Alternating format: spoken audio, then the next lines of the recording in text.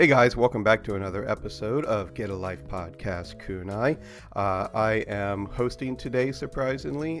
My name is Will, aka Yamstarch. I am joined today, of course, by Bish. Hey guys, how are you guys doing? I don't know what to say because normally I'm the guy hosting, but this time it is Will. So, Will, how are you today? Are you alright? I'm having a few little throat issues today. I got over a bad head cold last week, and now it's already starting to kind of turn spring here, so my allergies are acting up. But, other than that, yeah, I'm doing pretty good. No one asked, Will. No one asked about your allergies, okay? This isn't the allergy podcast. This is an anime podcast. I'm sorry. Okay? I'm looking for sympathy here. Love me, people. Love me, please. Love me. Hashtag love Will. Yeah, man. So what anime are we talking about today? We are going to be talking about a show that I'm going to probably gush more over. Yes, I know I gush a lot. We're going to be talking about Gate. Gate in Japanese, Gate Jeitai Kanochi Nite Kaku Tatakere, or known as Gate, thus the JSDF Fought There, or quite simply, Gate. Not to be confused with Steins Gate. Not to be confused with Steins Gate. Yes. But before we continue, I'm just going to go in straight with a disclaimer. For you new folks, Get a Life Podcast Kunai is a monthly anime discussion podcast under the Get a Life group. Due to the nature of discussion, we can't avoid spoilers of the show to be discussed. For those shows that are based off an existing piece of work, whether it's manga, light novel, or some other media form, we're not going to be covering the source material for those. If you'd like to recommend the show for us to watch and make an episode of Kunai, leave us a suggestion on our Discord. Big thanks to our sponsors. You can check them out at getalifepodcast.com/sponsors. Will? All right, so Gate is a action adventure fantasy anime that was produced by A1 Pictures. It aired in the summer of 2015 over a course of 24 episodes. It is a little bit more of a, violent series, I guess you could say, but still there's a lot of fun to be had with it. So it's interesting that you mentioned A1 Pictures because if I'm not mistaken, A1 has done quite a lot of stuff in that summer of 2015, right? They've done a lot of stuff in general, so they also did like the first couple of seasons of like Seven Deadly Sins as an example, or Nanatsu no Taizai. Yeah, they did Erased, Your Lie in April, Persona 4 Golden, the animation, which wasn't a good one. They also do sword art. That's right. That's I think where a lot of people will kind of know them from. And they also do Fairy Tail. So they are a well-established studio. And they also were the studio that partnered up with Trigger to make Darling in the Franxx not too long ago. Okay, yeah, that's a good point. Also, Watakoi, Love is Hard for an Otaku, they did that as well. I did not even know that. So that was actually pretty cool as well. So we need to do Watakoi sometime. You know what? I think we should do because that would be great. By the way, they did Oremo. Yeah. Well, they're kind of all over the place. So, I actually enjoy A1 a lot. A lot of people, are very hit or miss with them, and I guess I am too. But one thing that I like about them is that they are so big because they're actually backed by Sony, if I recall correctly, that they love bringing in new people, so they can, one, hire people kind of on the cheap, but two, they're actually a studio that gives a lot of people their first jobs in anime too. So that's why there's a huge diversity there. It's interesting that you mentioned the fact that they're owned by Sony. They're actually, so it's weird because they're owned by Aniplex, which owns Sony. That's it. Which is kind of interesting. Although I was surprised, I did not see the Aniplex logo come up at all when I'm watching it. And if I recall correctly, the Blu-rays and DVDs for the West are actually produced by Sentai Filmworks, if I recall correctly. So they're kind of all over the place with this one. Yeah, it's pretty weird. I did forget to mention, by the way, that the source of this anime, Gate, is based on the light novel. So you have the web novel, the light novel, and the manga. The source for the anime is the light novel. Why don't we just jump into things here? So me, I've been trying to push to get, a more conversation about the show and be on the podcast here. I want to know, Bish, as someone it kind of has some different tastes in anime than I do. What were your first impressions when you first booted the show up? It's very interesting because I've actually got the first issue of the light novel. So I knew about Gates way before you've even told me about it. But the thing is that the light novel is still just on the shelf. I haven't picked it up. Someone gave it to me as a gift many years ago because they knew I liked anime. So they picked up a light novel for me, and I was like, what the hell is this? I did not even want to read it, so it's still on my shelf.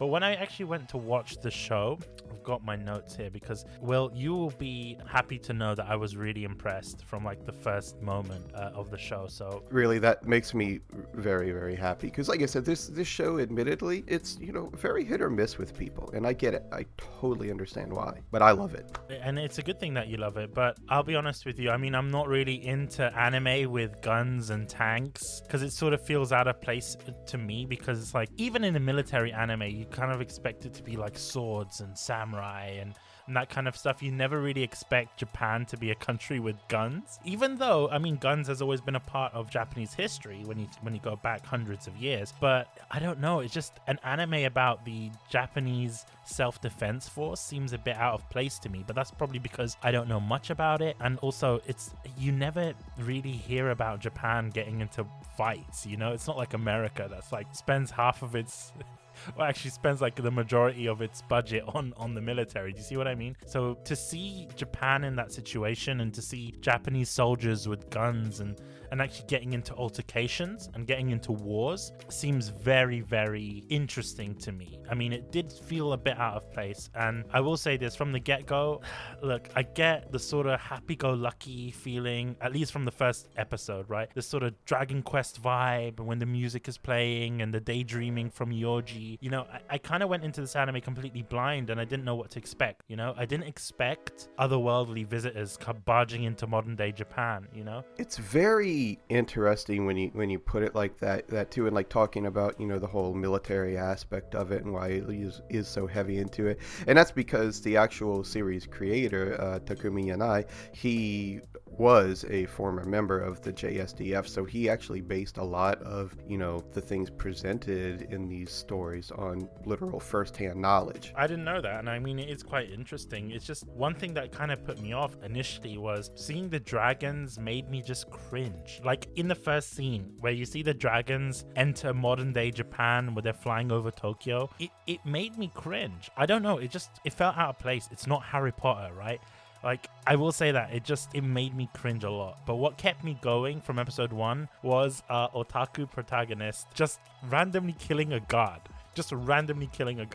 I was so intrigued by that. Initially, I felt that he was a civilian, and then I saw him stab a guard, and I was like, clearly he has something to do with all of this. No normal civilian would just stab a guard, especially in front of a policeman. Yeah, and I love too when you're talking obviously about Yoji, that he's like an onion, many layers to him, and as the series progresses you find out more and more about him, and you're discovering this stuff alongside the other characters in the show too, and they're like, what? There's a lot that you learn, and I mean, even within the first episode, it's revealed to us that Yoji is an off-duty Japanese Defense Force officer, and seeing him react in the show in the first 13 minutes hooked me a lot. I mean, got me hyped to see the rest of the show. Sort of, as you said about those layers, I wanted to peel those layers apart and see what is Yoji's core, what is his motivations. I was intrigued by the character and I wanted to learn more, and that's something that rarely happens for me anymore in anime. It usually takes me a few episodes to get in, but this anime, straight from the get-go, I was hooked, and that's a very incredible thing. That is good to hear, and I think being able to get behind a character like that from the get-go is like very important in an anime in general, but also thinking about like this compared to the multitude of other anime that tend to get popular these days and everything, is that you don't have this this teenage guy, you know what I mean? You have this guy, he's 34 years old at the start of the show, and he's an otaku, and like, even though that you find out that he's like highly trained and everything, he's not motivated to be the best soldier. He's motivated because he just wants to do the best job he can so he can get out of that situation and get back to his otaku lifestyle. Guess I'll talk a little bit about my own personal first impression. So this is something that's like a personal thing with me. I don't normally like a lot of dark or violent anime. It's just not my thing. There are a few exceptions, like I'm actually pretty hyped about the recent announcement of the new Bastard anime coming out. That was one of the few dark series that I got into when I was younger that I actually did read. But yeah, I thought that at first, when I first like you saw this like out of place guy like gate with these dragons and these soldiers coming through and these fantasy creatures like just murdering civilians as they're running around, and the screams, and like even showing like kids crying, I'm like, oh man, I don't know if I'm gonna be into this. But then like as it just developed from there, and then like Japan like gets pissed and they're like, you know what, we're gonna take the fight to them, then it kind of got me pumped up, especially when it showed, like you said, like the tanks and firing into the guys. It's like, I don't know. It's from that moment on, I was like, all right, I'm into this. Let's see where this ride goes. So the opposite in that sense, because I was kind of put off by all of it. Well, you have to understand though too that my dad was a Marine. I grew up near Quantico Marine Base.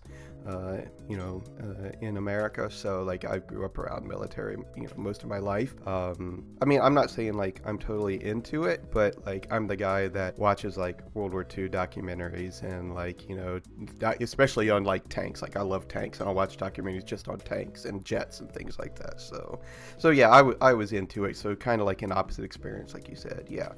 So did you have something else to say? I was just gonna say, if Kevin was on this episode, I think he would really enjoy it as well, because Kevin is the type of guy that's really into like tanks and weaponry and stuff like that. And I don't know, like I'm into it too to a certain degree, but more so for a historical aspect. I'm not really into like the machines and the guns and Second Amendment. Yeah, you know what I mean? Like I'm not into all of that. I'm into it just as to me it's kind of an extension as being a guy that's into technology, so it kind of bleeds into that. And it's funny because when I was at school a couple days ago, all the kids in my school, they all have a Chromebook to use during studying at school, and I saw a couple of boys who were like huddled together like looking at one of their Chromebooks, and when I was like, hey, what are y'all doing? And they're like, oh, we're looking at these fighter planes and jets. I was like, I love them. And they were looking at planes that I like the F-15 and F-16 and things like that. And I'm like, oh, that's really cool. When like kids here, well, not just kids, but even myself, they're into like even things like trains. Like it's a big train culture here, so it's like I said, I think it's an extension of just kind of being a tech geek, and that kind of leads into also I'm a car guy too, so that's why it also leads into like I think the jets and the tanks and things like that too. So did you have any like specific favorite moments or episodes specifically you wanted to go over? It's very hard to explain like which ones are my favorite episodes, because there are some episodes that I didn't quite like, and there are some episodes that I really liked. And the episodes that I liked were the ones where, this is gonna sound really bad, it's when you see the defense force just gunning down people. I know it sounds really bad when I say this, but it's when you get that action, when you get the combat, when you get the strategy of it all, as opposed to the more politics kind of based episodes. Because towards the end, I found that there was a lot of sort of politics, and it got to a point where it gave me a headache, because I don't want to hear about the diet. I don't want to hear about the Japanese system. You know what I mean? Like I'm not interested in politics, especially in anime, but it's kind of needed. But my favorite episodes, I would say, it was episode 10, where you're getting the Chinese and the Russians and the US, and they're sort of homing in on this Japanese inn when they visit Japan. That's a great episode. I love that episode because so you get all of it, right? You get the sort of special forces US coming in, and they're sort of very tactical, and you don't know who's who, right? It's very interesting. And then we got to see that great scene from Rory where she just kills everyone. I mean, there's something about it. It's just like seeing all the bad guys die, and normally in a lot of media we don't see the US portrayed as bad guys. It's usually the Russians, Chinese, and in like World War II media, it's obviously the Axis powers. So seeing the US as the bad guys sort of flipped it on the head for me, and I thought, wow, that's pretty interesting. So when I saw that was a great battle scene. I also liked it when the episode sort of before that, when they actually go through the gate for the first time into Japan, and seeing their reactions, and Rory buying the Goth Lolita outfit in white, and you never see her wear that again, and then you see the rest of them just reacting to just like shit in Japan. It's really interesting, the fact that they could buy like little cans of soup They were like really amazed by that. So seeing that sort of episode really got me excited. And I know Kevin's gonna shit on me for this, but it's always, for me, those bath episodes, those bathhouse episodes are always like the best ones. Look, I'm not a pervert here. It's just because of the fact that it sort of breaks between all the action that you're getting before, because if there were just so much killing, it might get really depressing. And then pair that with all the politics, it will get really boring. But it's nice that they have these comedic scenes sort of sprinkled in. It's either you need a bathhouse episode or you need a beach episode. We didn't get a beach episode, but we got the hot spring, so I'm cool with that. It's one of my favorite episodes. I think that you brought up like a really good point there, and like as I'm sitting here thinking about just why, I love this show so much, is I think just overall the pacing is really good. It's like a roller coaster ride. It's got the highs and the lows, but it also gives you a break. It has some dark moments with a lot of like, the killing and the violence, but then after that it'll have that comedic moment or that relaxing moment, to kind of give you a break from that. So I think overall, like I said, that's another reason why I really got into it. Now I will say personally though, little bit opposite to you, I actually loved the more slower kind of like espionage-esque type sequences and the political aspect of it. And it's one of the things where I don't necessarily think that any of like Russia, China, or America were meant to be portrayed as quote unquote bad guys. I think it was more or less a varying degrees of shades of gray between all of them, because it was even shown with within the Japanese government, how it even like this story actually takes place over like a couple years basically, and how it even showed like leadership changing, coming and going even within the Japanese government, and some of these Japanese leaders being all about supporting what was going on, and then other ones that were only thinking about, oh, what resources can we get from this, how can we use this, like Japan should become the true world power from this, and then other guys were like, no, we should be able to help each other and help these people and develop some type of coexistence with them. So like there was a lot of ebb and flow between that. One thing, if I may, did these guys predict that Donald Trump would be the president of the United States? Pretty much. It kind of freaked me out because it's not him, but it's him. You know what I mean? Yeah, he has the same hairstyle, and I was like, okay, they made his tie blue, and I'm like, okay, this guy's pretty much Donald Trump. But it's like, I don't know, Donald Trump seems like a clown in comparison to this president. I think because sometimes I don't know, I find that anime usually gets like, they reflect who's in power at the time, because you'll see certain anime where, depending on the time it was produced, they'll have like the fake George Bush or the fake Obama. You know what I mean? Oh yeah, absolutely. Well, and not to get on a tangent here and everything, but Donald Trump is kind of looked at as like a caricature here in Japan. Like there's lots of like comedy bits and other media that you can see on TV, and they love him, but they don't love him as being a good person. They love him to make fun of him. Makes sense. They weren't making fun of him in this show. I mean, they showed the US president to be quite tactical. He knew what he was doing. But I don't know. It felt to me as though they were making the other powers, so like the Americans, the Chinese, the Russians, they made them feel like villains. Like I've never seen the Americans feel like bad guys before. I think that also comes from the author himself and his experiences with dealing with other militaries and things like that. For instance, like even though like Japan is this kind of like peace-loving country, it's very similar to America in ways where there is a good, healthy part of the population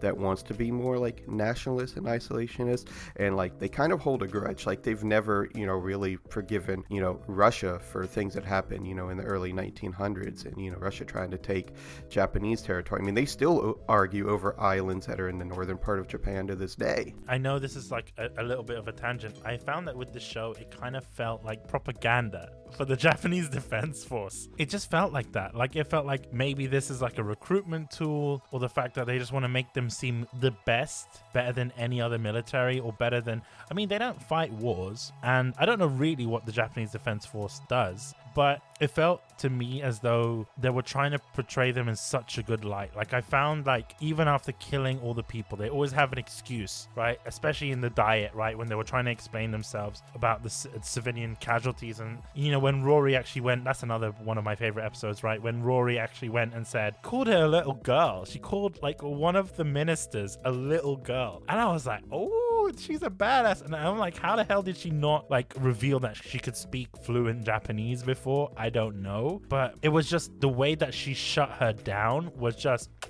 chef's kiss. It was perfect. Yeah, that's one of my favorite episodes in the whole series, and mostly for that moment alone. But there was some comedy in that part too, and like how you were kind of saying how it's portraying, you know, the JSDF as being like the best.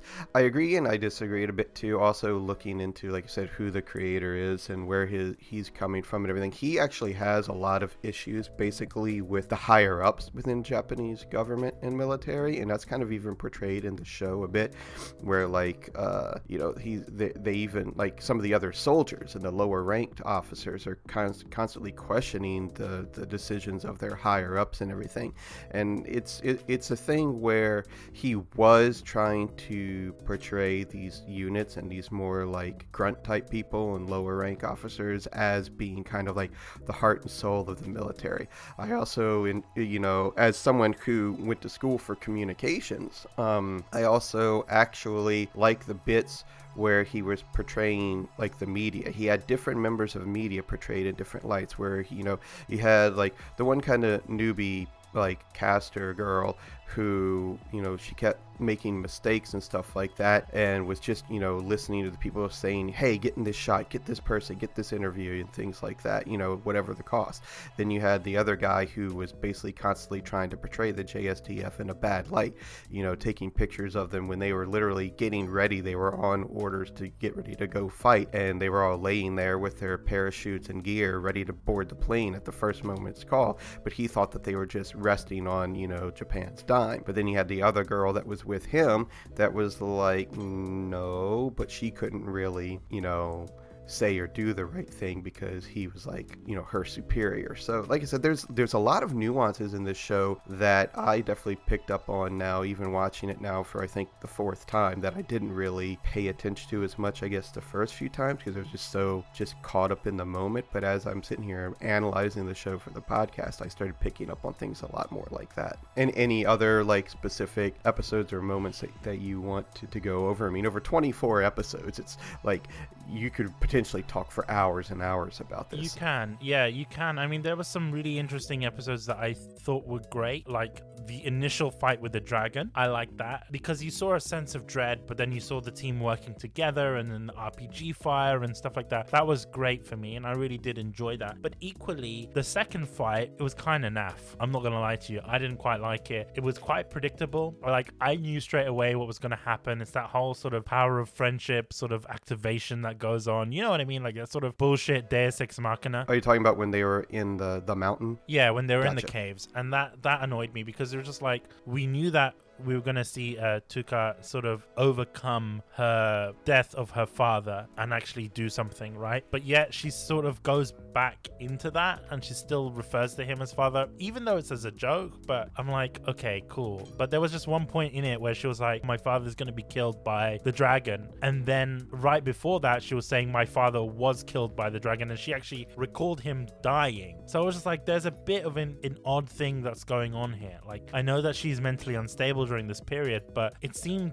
that it was just done as a plot point, as a plot device, you know, just to kill that dragon. And to be honest with you, killing of the dragon was cool, but I kind of figured it out. Like, I know it sounds really douchey, but it was just like, okay, the swords were there. I was like, okay, most likely what's going to happen is that they're going to use the swords are going to pierce it, and it's going to be like some sort of acupuncture for the dragon. The dragon's not going to be able to move, and then that's when they're going to do their final attack. I didn't expect everyone to die, though. That was one thing. I can see, like, things were definitely telegraphed through certain parts of it, but, you know, at the same time, it kind of is one of those things that just naturally kind of happened, especially like you said with Tuka, you know, finally snapping out of her, I don't know what you want to call the disorder, but she kept like going back and forth with it, and like her mind was going in 4 different places at one time. So even though I see where you're coming from, it definitely is one of those things that kind of needed to happen, though. But there's a lot of things. This is the thing. There's a lot of things in this anime that are just there for the hell of it, and it's just there to push the plot forward.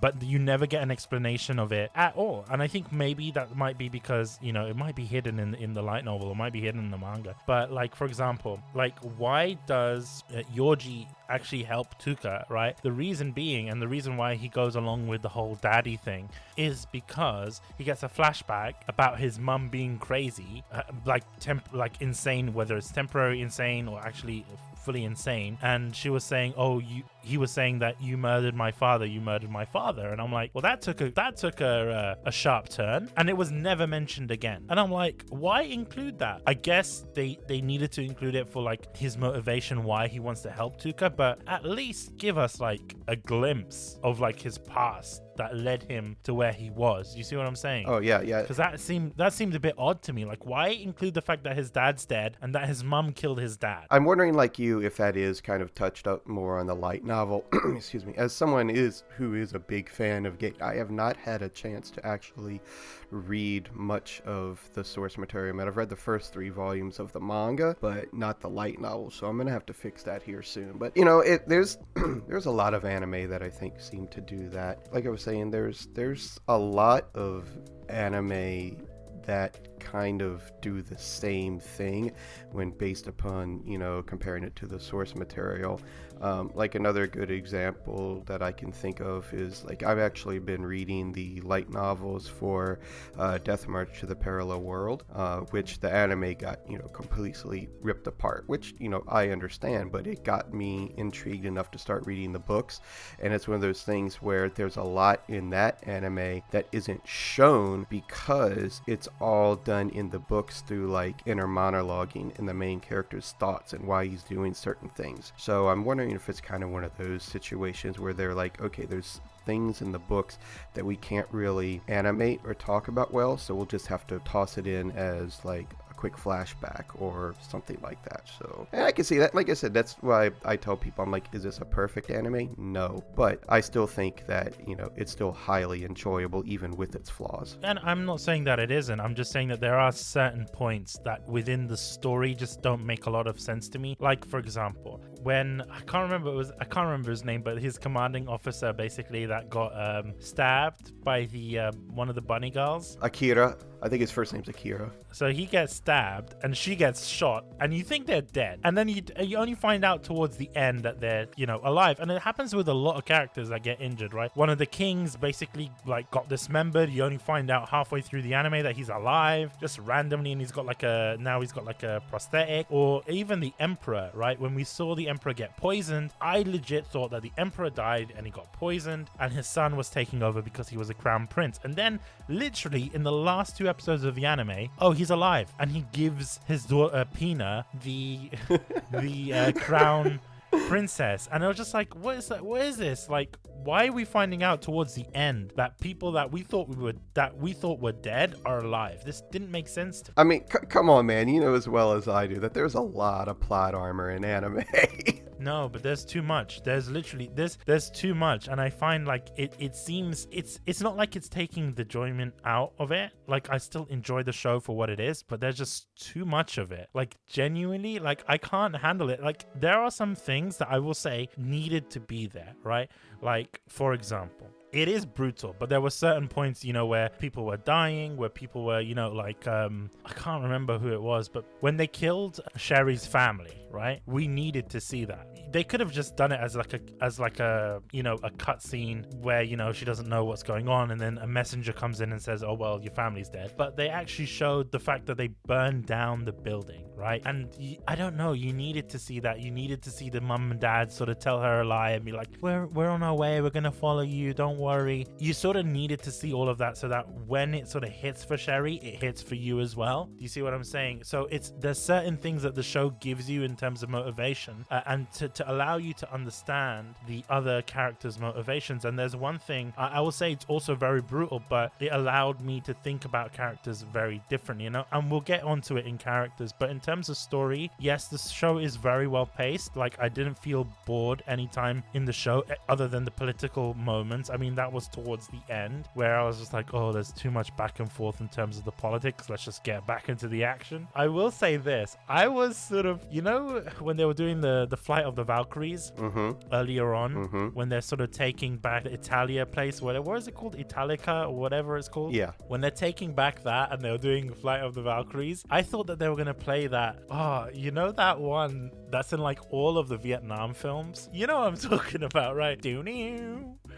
What's the name of that song? Is it Fortunate Son? Is that the one you're thinking of by Creedence Clearwater? Yes, that's the one. Let me hear it. I need to hear it now. I know it sounds so stupid, but I think that is. I think that's it. Because it was like in all the Vietnam films. Well, yeah. Well, it's funny because it's actually an anti-Vietnam song. It's an anti-draft song. Oh, is it? Yeah, that's what's kind of ironic about it. And yeah, everyone was playing it. Yeah. But I'm pretty sure soldiers played it during the Vietnam War, right? Because if I'm not mistaken, like there's been like accounts of like Vietnamese soldiers that are like, get PTSD because when they hear that song, because American soldiers would play it. That I'm not sure of. I'll have to ask my dad about that sometimes. He fought in Vietnam. I was expecting that, but then I'm like, well, they're Japanese forces. It's not like they would start playing that. But as soon as I saw the helicopters, I was just assuming that that's what would play. But yeah, I mean, I personally play a lot of Call of Duty and I watch a lot of like Vietnam War films. So I was just expecting the song to come on, but it didn't. Yeah, I think it's funny that, we can kind of like that whole defense of Italica was over like two episodes, I think, is over the whole thing. And that was actually, I think, kind of a big moment in the show though too, because it was at the time where these JSDF people were coming in and people still didn't trust them. They were afraid they were invaders and just trying to take over everything. And here you had this city that was actually under the emperor's control, and the emperor is the one that initially sent the guys through and attacked Japan in the first place. But here's the JSDF now defending them from these other opposing enemy forces and bandits and things like that,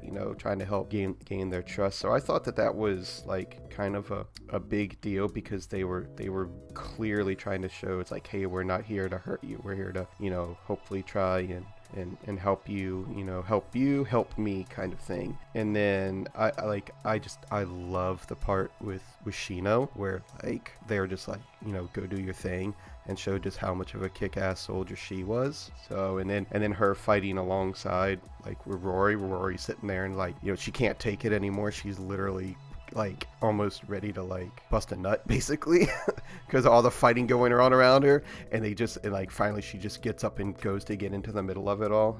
That entire sequence was just so good. And to be honest with you, I think combat sequences in the show were like the best that I've ever seen in a show, because you notice it as well, like because they're fighting with swords, they're fighting with shields, but also at the same time they're fighting with guns, and sometimes you get like this first person perspective, which I thought was quite a nice touch, because I mean, I play a lot of first person shooters, so it was just like, oh, okay, cool. Like, we're seeing down the sights, we're seeing them take the shot, and even the sounds that are going on, and I know that's sort of part of audiovisual, but I have to mention it, the sounds are pretty accurate, and it makes me think, like, did they actually get gunshot sounds? They probably did. I don't know, I can't say for sure, but now that you mention that, I would imagine so. Like, around the same time, I don't remember if it was on the same episode or the episode before, but one of the, like, just those little things, it's one of those, like, if you don't catch it, you'll miss it, and they don't touch on it again. But when they first had their little like camp set up, in this fantasy world, and they discovered that they were finally able to have like cell service and like access to the internet, and they're all sitting there and like in the middle of this serious time, and what is Itami doing? He's checking on his web novels to see if he can get caught up on his reading. I mean, it was quite interesting. I mean, the fact that they're bringing all that technology over and introducing it, but at the same time it's still quite like they're bringing technology but they're not providing them the technology, if that makes sense. Yeah, like you could buy stuff from the general store, and it's like, those little clippers that you get for Gundam kits. Yep. And I'm like, why do you need those hobby clippers if you're not selling Gundams? Like, what is going on? Because they're still useful in lots of other, kind of crafts. And so that's one of the things that I actually really like. Like, it's really weird. I love when they have any kind of like world building and like slower times in an anime like this. Like, for instance, like one of my current favorite series is Tensura, reincarnated as a slime, and like they did that the spin-off season, the diary one, where it was basically just them all doing the town building stuff. I could just watch that forever. And like I loved how in Gate how they set up that shop, and it's like you said, they're not giving them this technology, but they're sharing ideas with them. They're sharing some of these tools and basic devices with them. They're even sharing like books with them. Like I love how like you talked about the episode where they go to Japan, and Lele, like she's just completely enamored with the bookstores and libraries there. All she wants to do is read and study. So things like that, it's like they're not saying, here, take this, go do what you can with it. They're letting them kind of develop their own ways while using a little bit more modern like tools and settings. And it's interesting because it's like, logically speaking, they're not going to give them guns, because they even mention it in the show, because as soon as they show it off to like the bureaucrats and stuff, they're like, yes, let us buy these guns, and they're like, no, we're not going to do that, because logically speaking, it's like giving a caveman guns, right? Because eventually they're going to learn how to use it, and then that could backfire on them. Do you see what I'm saying? So it's like they're very tactical in what they give them and how they present it to them, and they don't really show everything. Like they don't explain what a helicopter is. Like Pina is still thinking that they're like, what did she describe? Pegasus, Iron Pegasus, and she referred to tanks as Iron Elephants. Like she didn't know what they were, and they classified them as monsters. And they didn't explain that to them. And I thought that was quite interesting, the fact that they didn't explain any of it to them, because most likely they didn't want them learning about this technology in case they become too advanced and try and overthrow them. I think it kind of also relates back to this whole kind of I guess you call it maybe a subplot or a sub-thought that the author tried to portray, is that like this thing where you've got all these people higher ups in both sides of this, both in the fantasy world and in our world, that are kind of trying to control everything and think about what it can do for them, how it can bring them more power and things like that. And then you've got people like Itami and these little boots on the ground people that are like, we just want to find a way to protect everybody, survive. We want to find a way just to keep all of the people safe. They're not worried about power and control in any way. They want to find a way that everyone can just work together, plain and simple. Now that I've kind of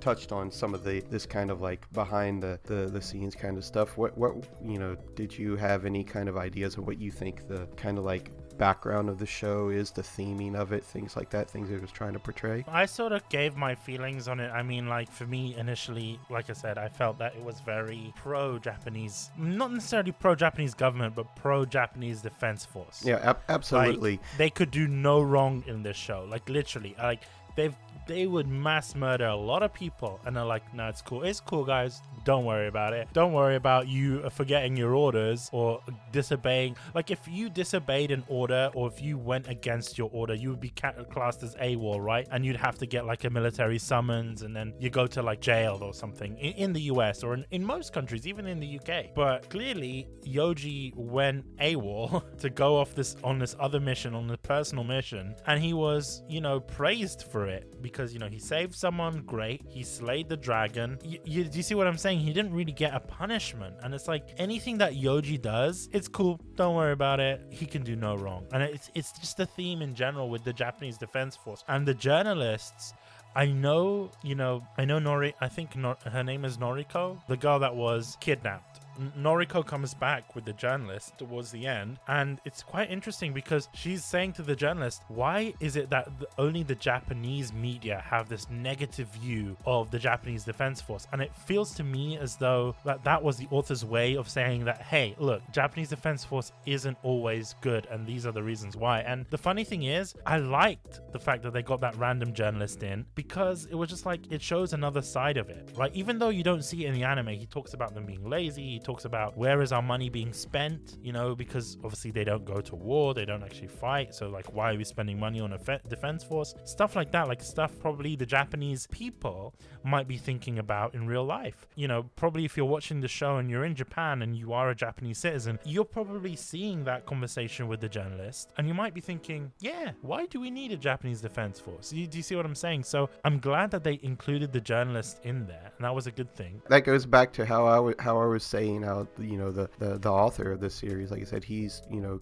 creating a lot of these stories from his own experiences. And it's true. I mean, like, I would have liked to have seen more, but it was quite interesting that we saw that. I mean, there's so many other aspects of, in terms of themes that we've seen, right? We've seen Yoji and his otaku life, his ex-wife as well. We saw a glimpse into that sort of otaku lifestyle. We saw a glimpse into, you know, the classic sort of cliche of the doujin writer and author. We saw that. So I feel as though the show has multiple themes and it tries to amalgamate it together. And I think the main theme is Japanese culture, introducing Japanese culture to foreigners, right? If that makes sense, because this country doesn't speak, well, the land beyond the gate, they don't speak Japanese. They have their own language, and they're sort of trying to integrate Japanese society and Japanese values into the society. That I just didn't catch, and I feel ashamed for not catching that. That is an awesome analogy. Yeah, to me it felt like that, but at the same time it felt as though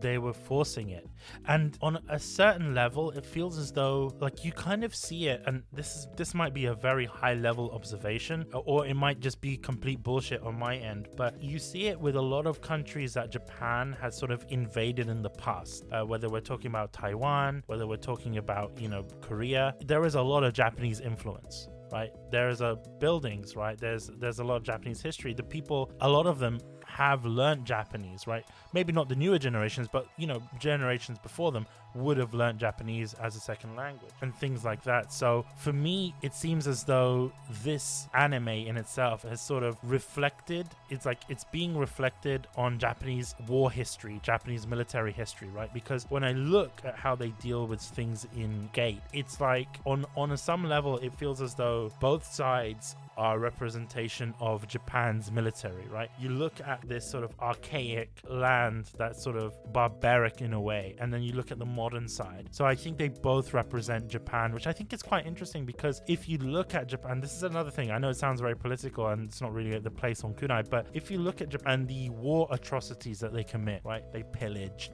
they raped, they, you know, killed a lot of people with no quarter. And we see that with certain characters. We see that with Zorzal, right? Yeah. He sort of embodies old school Japan. You know what I mean? Like a feudal system Japan, you know, where, you know, there was no sense of law. It was like the fact that the emperor is like the guy that does everything. And it kind of reminded me of that. The fact that he actually went in and had sex slaves. Like, that's kind of fucked up. But, you know, Japan did that. You're absolutely right, too. If you go back and you look at, you know, true feudal era Japan with all the, you know, samurai, daimyo, you know, the various emperors, it's exactly what's kind of portrayed in this world. You just don't get to see many of the other factions in this world, but that's one of the things that they talk about when, like, they're having their meetings with the emperor and they're having all their, you know, their lords and dukes and all that stuff, and they're having their assemblies. One of the things they're talking about, it's like, well, if we do this, does this make us stronger against this faction or weaker against this faction? So it's brought up, they just don't really go into the other factions very much. But even then, it's like looking at, you know, Zorzal and his army and the way he treats people.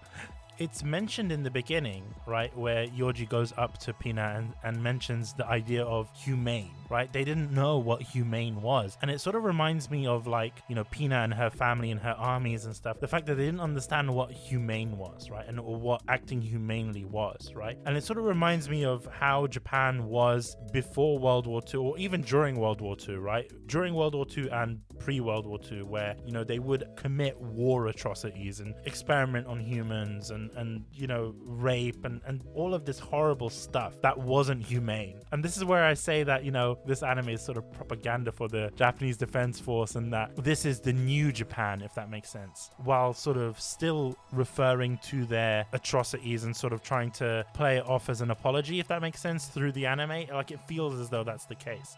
Like, I feel the author is trying to make a point there. I kind of understand that. I kind of see that. I don't think it's quite that simplified, but I do understand where you're coming from with that. But and I will say that was, I remember when the show was airing, and even people that have been watching it since then and like reviewing it, it's been one of their kind of knocks on the show about it being very pro JSDF and pro Japan. But I tell people also think of it from an aspect of like where you're from, especially if you're an American. How much American media has done the same thing with American military, especially in like the 1980s and 1990s, all the movies and television shows that came out back then. It's kind of that same regard. I mean, of course, if you're in that kind of life and you're in that place, you want to think positively of it, and and it's one of those things too, again, not trying to get political with things here, but that's one of the reasons why a lot of people in Japan do kind of feel that kind of apologetic nature now because of things that Japan did in the past. So I mean, again, another good analogy on your part, kind of tying those two together. So like I said, I don't think it's quite that cut and dry, but I definitely see the influences of the theming of the overall series there, just like you do. All right, so I think we've kind of touched on like the overarching theme and kind of plot of the show at a pretty well point. We've talked a little bit about characters, but I think it's a good time now for us to kind of like do more of a dive into the characters themselves, because there's so many in this show, outside the main cast. Even the supporting cast kind of like adds a lot to this series as far as I'm concerned. So what kind of like characters and moments would you kind of like to touch on? Of course, obviously you've got the main cast with like Otami and Rory and Lele and Tuka and all them, but what do you want to talk about with them? Usually I'll say, oh, you know what, I related to this character or I relate to this character. I did not relate to a single character in this show. Did not relate to a single one. And I think that's a good thing, because there's nothing for me to relate to them with, you know what I mean? Maybe Yoji, the fact that he is an otaku, but there are times in which Yoji is pretty like straight cut. Like, he does not take no for an answer. He will just go and do something. He will disobey orders. I guess it's because of the power of friendship and he wants to help his friends out. I get that. I'm not saying that I wouldn't do that for my own friends, but it seems to be the case that he's this sort of perfect friend character, and I'm not really into that. The other characters are quite interesting. I mean, Yoji's not like one of the main characters for me, in my opinion. He's just there. He's an MC, but he's not really the star of the show. I would say, in terms of who is the star of the show and the person that we get the most sort of screen time for, is Rory, in my opinion. And I don't know what you think about Rory, but Rory gets, I think, like the most lines, the most character development, in my opinion, because we see Rory initially sort of coming in. I sort of felt that she was like Shaltier from Overlord initially. That's the sort of vibe that I got, and it might be because of the sort of gothic Lolita look and the scythe and things like that. As I'm sitting here with my like 20-inch Kotobuki Rory Mercury figure sitting just to the right of me. See, so I can guess who is your favorite character, Will.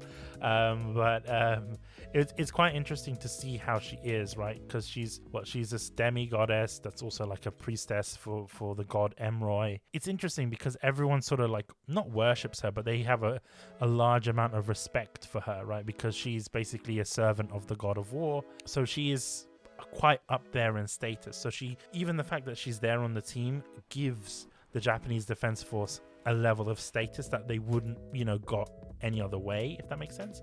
There is some certain things that I kind of find a bit awkward with her character. I understand, that she has a sort of obsession for blood and she has like a bloodlust. I think that would be the perfect way of putting it. But, there's certain things that I find a bit odd, right? The fact that she's always constantly trying to come on to Yoji, I thought it was a bit weird. Like, what? Like, why? Like, it felt a bit forced to me, because it was like, what is the reason for her to, I don't know, like to tease him like that or to try and like seduce him? I never understood that, because logically speaking, if you're like a demigod, right? Why would you want to fall in love with a human? Why would you want to have a relationship with a human if you're like 900 years old, right? Because eventually they'll die. I think it's because of the fact that he was so different than things that she's used to. Like you said, she was so highly, revered and respected that, all the other people in the world, men, women, children, basically would like, praise her and pray to her, and they only saw her as like an object. And like from the get-go, Itami was even questioning her, like who she is, and like she could tell that, he was being more held back with her, which she wasn't used to that. And then she actually finally, she got to actually see how he was as a person, how he acted, how he treated people. So I think it was still, kind of a natural progression of her finding, some kind of affection towards him. She was always used to being the protector and the warrior. She wasn't used to being protected by somebody else. So would you say that there's a level of vulnerability? Yes, that's her? pretty good. Okay, so like in terms of other characters, Tuka as well, like I also felt that Tuka was sort of not necessarily coming on to Yoji, but she sort of had a crush on Yoji. And I think also the whole thing with the dad, her seeing him as the dad, okay, I could see that initially, and I can understand why he sort of plays on that, because he doesn't want to hurt her. And that's something with Yoji, he doesn't want to hurt any character, right? He'll go with whatever the character says because he doesn't want them to be hurt, which is quite interesting. Yeah, it's kind of like the whole thing with him and his ex-wife, and why they even got divorced, because he realized that his life wasn't good for her, and like he still even cares for her, but realized they were better as friends than they were as husband and wife. And the funny thing is the fact that they even got married, because when the wife mentions it, she was like, well, we got married, we knew each other, and it was stable. It was stability. It was stability, and he didn't want her to sort of live that life where she can't pay rent, she can't pay electricity, and all that kind of stuff. And he's still paying for that, because it's mentioned, oh, I'll pay you back when I sell my first dojin. I'm like, okay, so he's still the breadwinner of that family without being part of the family. I think it's just because Yoji is he wants to please everyone, right? Like, even going out and fighting the dragon, he didn't want to do it initially until he realized, oh, it's going to help Tuka. So for him, that's something that he really is about, and I like that I like that aspect of his character. But I find as though it causes more problems than it solves, because it puts him into these shit situations, and obviously he gets out of them because he's the main character, and that's sort of main character syndrome. I kind of find it interesting that I can't remember her name now. What's the character's name? What did she do? There's so many characters in the show. Yeah, it's a huge cast, which is not a good thing, but I'll get that into a bit. Shino. What I find funny is that Shino's reactions, and I know she's a side character, but she's just fucking badass, right? Every time she's in combat, I'm like, fuck yes, it's gonna be a good battle. But not just that, the way she reacts to Yoji's ranks and his military achievements, it's fucking hilarious. Like, she freaks out. She's like, he was part of, like, basically, from what I understand, like, special forces is like the Marines, right? Yep, he's a Japanese ranger. Yeah, like the Green Berets. Like, he's like the top of the top, right? The creme de la creme. And I'm like, you wouldn't expect it, but the way she reacts to it, and she just freaks out. And she's like, how the hell is he? Like, he's the laziest fuck I've seen, and yet he's all of these accolades that he has. I kind of appreciated that sort of dichotomy, where she's that badass character, but at the same time, she's quite good comic relief, and it doesn't take away from her badassness, if that makes sense. No, absolutely. She's one of my favorites in the series. I'll say this from now, she is one of my favorites as well. But other characters as well, I mean, if I want to go into Pina Colada, I do want to mention this. I've noticed that there's a lot of characters in this show that are named after alcoholic drinks. You've got Pina Colada, you've got Sherry. There was another one, Shandy, which I don't know if you guys know this, but Shandy is basically lemonade and beer. That's a Shandy. Or beer and soda. That is a Shandy. And then, I don't know if you've noticed this one, Beefeater. Oh my god, dude. That name every time. Do you get the reference to Beefeater? Is this a British thing? It is. It's a British gin. Nice. Beefeater gin. I think that was a reference for that. So I was like thinking, what is the reason behind this? Is this the author's favorite drinks? Or, and this is what I felt initially, I was like, okay, they all have like drinks as their names. Is it the case that humans made their way through the gate beforehand? I'm almost positive that they touched on that before. They did touch upon that. They touched upon it towards the end when they were in that sort of university town. I thought about this from the very beginning. I was like, oh, did humans enter? And then I was like, yes, they did. But I don't know. I think it might be a bit of a stretch that humans entered and then they brought like these sort of, influences, and that's why their kids are named after these things. You know what I mean? I think it might just be the author's favorite drinks. I think that's probably what it is. It's kind of like, like in Dragon Ball, you have like Bulma briefs and you have Trunks. Bulma briefs, bra. Well, it's the same thing. I was gonna mention that earlier. It's kind of like the same thing with Dragon Ball. You know, you've got Raditz, radish, Vegeta, vegetables. Yeah. I mean, it's exactly like, or Gohan, which is literally Rice. Gohan. You know what I mean? So it's quite funny. Like, so that's the point. So like, or like Piccolo, like Pickles. But you see what I'm saying? So it's like, I don't know if it's a meme that the author put in there or if it actually has something to do with the story. And it's not something that we'll ever know. Although they did mention it in the story that humans and other species did pass through the gates. I will have to try to find out more about this later. We'll talk about it in private sometime. I'll have to try to do some research. But other than that, I mean, like Pina Colada, she's quite an interesting character, and we see her grow throughout the anime. You know, she's this sort of, I don't know, I keep on saying this to Kevin, but I don't know if the analogy works. But you know, like a Tootsie Pop, is that what they call them? You know, like hard on the outside and then sort of soft on the inside, or like sweet. Was it like chocolate on the? I don't know what a Tootsie. We don't have them in the UK, so I don't know what they are. But I hear that analogy a lot. So it like she kind of like she has this sort of hard outer shell, and then when you get to know her, you know, she's a sweet character. She really inside, is. And she actually cares about others. You know, she cares about her squadron. She cares about her brothers. It's the whole reason she even forms the Rose Knights. Exactly, because she cares about them. And I think it's fantastic, and you see a lot of her backstory because they go back in the past, and you know, everyone sort of treats her squadron, oh, they're just the girls, and you know what I mean, like they're not treated as a proper squadron, and then they actually get their opportunity to, and they prove that they're show badasses. themselves up. Exactly, and that's great because we need to see that in more shows. But it's a good thing, and I think her portrayal in the show was great. And the best thing is as well, like we see so many different layers of this character. We see her when she's this badass. We see her when she's younger and she's learning to be this badass. We see her learn about strategy and war, and you know, why we need to be friends with the Japanese because they will destroy us. And we also see her in points of vulnerability, right, where she's begging her brother to stay as opposed to go with her second brother. And when she's basically thrown into the dungeon, you know, we see that, and the fact that she's pounding on the door to the point where her knuckles are bleeding. And do you see what I'm saying? So you see all these different levels of the character, and even the character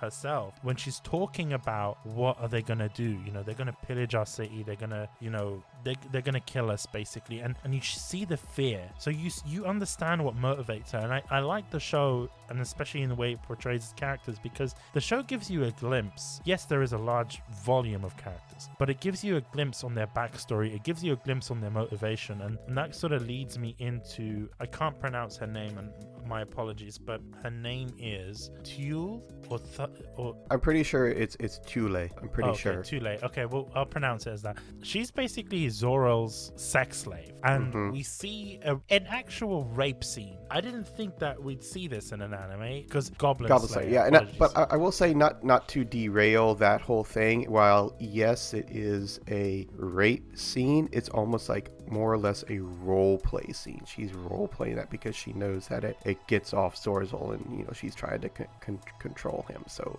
it is, but it isn't. It's pseudo. But the thing is, you only find out that she's trying to control him afterwards. So we don't know, you know, we're just assuming that it's a rape scene because we don't know the situation until after the fact, right? So when I see that scene, it made me feel very uncomfortable. Oh, absolutely. It was hard to watch. As it should. It was designed. It's designed to make you feel uncomfortable, and it is hard to watch. So when I saw that scene and the way that the scene is in the show, it was quite odd because, you know, in Goblin Slayer, you see scenes like that, and it's brutal, but it goes over quickly, right? Do you see what I'm saying? Like, it's sort of almost implied that there is that sort of stuff going on. But in this, you see the silhouette and you hear the screams. And this is why I fucking hate Zoro as a character, because he's a fucking shit human being. I fucking hate him.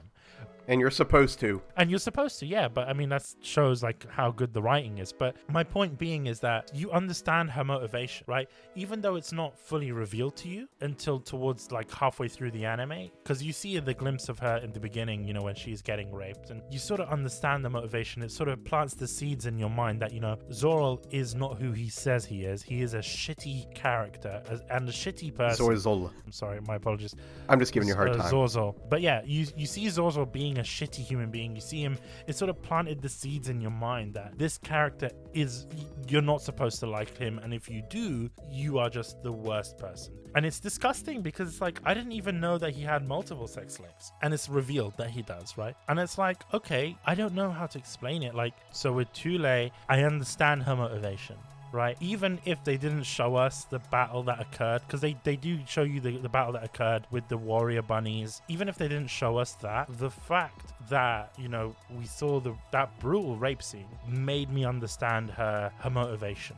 I understand why she sort of wanted to see the downfall of him. When she saw it at the end, she started to cry. And I'm not sure if that's because she regretted what she did, and maybe that isn't the case. I think it might be tears of joy that she sort of finally accomplished her goal, you know? And that moment actually made me cry, because I was like, you know what? She destroyed him. She succeeded. And as a character, I never sort of doubted her actions. I didn't really necessarily think, oh, she's a bitch for what she's doing. She was justified. And I thought it was great how she was sort of pulling the strings in the background, because they mentioned before with Zorzal that, oh, you know, even if my dad retired, you know, I'll just be the crown, I'll be the king, and then I'll be the emperor, and my dad will be sort of puppeteering in the background. That's what he was going to expect that was happening. But in reality, what was happening was that he was being puppeteered by Thule.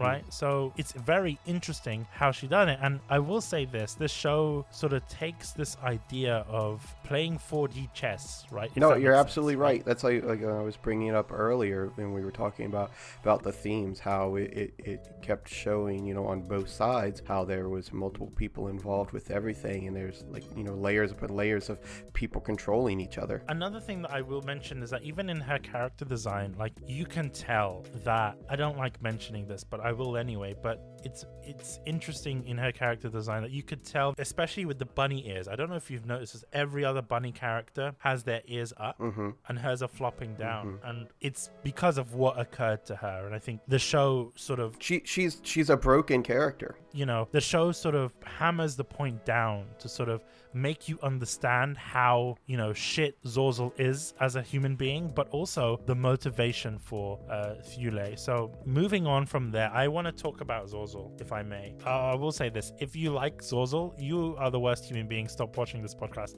I don't want you listening to this podcast anymore. Zorzal is the worst character I've seen in any anime. I don't know, like, he's worse than the goblins in Goblin Slayer. I don't know how that's possible. You know what? He's the same as the goblins in Goblin Slayer, maybe. But you just want to hate him, right? You know, he's taken Japanese prisoners, rapes them, you know, he makes himself the new emperor, attempts to wage war on Japan, a country that has guns and like UAV drones and like everything, and he's reckless. That's another thing. He's just like, and the thing is, he enjoys this. You also have to kind of go back to how you were just talking about Thule, that she was also one kind of like keeping those whispers going on, and she had her little espionage sect, like planting ideas and information all around the place, because she was trying to get the empire wiped out. That was her ultimate goal for revenge. She wanted them wiped out. She's kind of like, I really do hate using this analogy, but she's kind of like how like the Joker was, the Heath Ledger version, where it's like that line about just wants to watch the world burn. That's how she is. She had the motivation. Oh, like, yeah. I don't understand Zorzal's motivation for anything. He's just a dick. I mean, every character has... That's just all it is. He's just a dick. But why? So this goes back to how we were talking about how I said you brought up a good analogy about it, you know, being like the dichotomy of old Japan versus new Japan.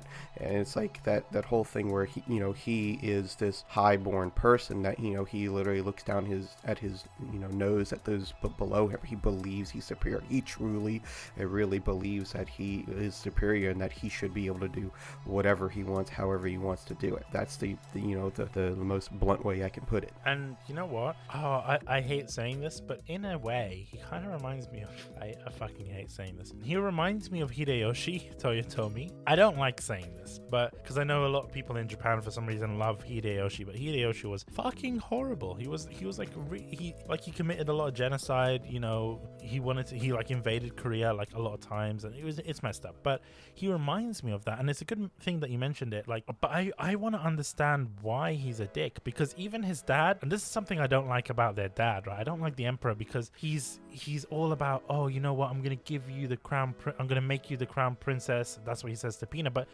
Pina wasn't respected from the beginning, right? Only towards the end when Pina is crowned the victor. I'm like, bitch, you're only doing it so you can fucking live. Do you know what I mean? Like, anyone else, you would have been executed because you were just a dickhead and you let your son do this dickhead move. It still comes from that old school kind of, feudal lifestyle, mentality that they're in, because, she's like technically like the 10th in line, to even, have a chance at getting the crown. So there was all these other, children of concubine that were even ahead of her. So that's why the emperor is, like that towards her. Why make that sudden change towards the end and just say to her, oh, you know what? If you want to seek peace, go and seek it. Or if you want to divide the country, do that. And I'm like, dude, fuck off. You didn't even control your country to begin with. You wanted to go into a war with Japan. You are basically like your son, and that's where I can see your son getting all of this bullshit. Do you see what I'm saying? Like, that's no, I get it. Feel. I totally get it.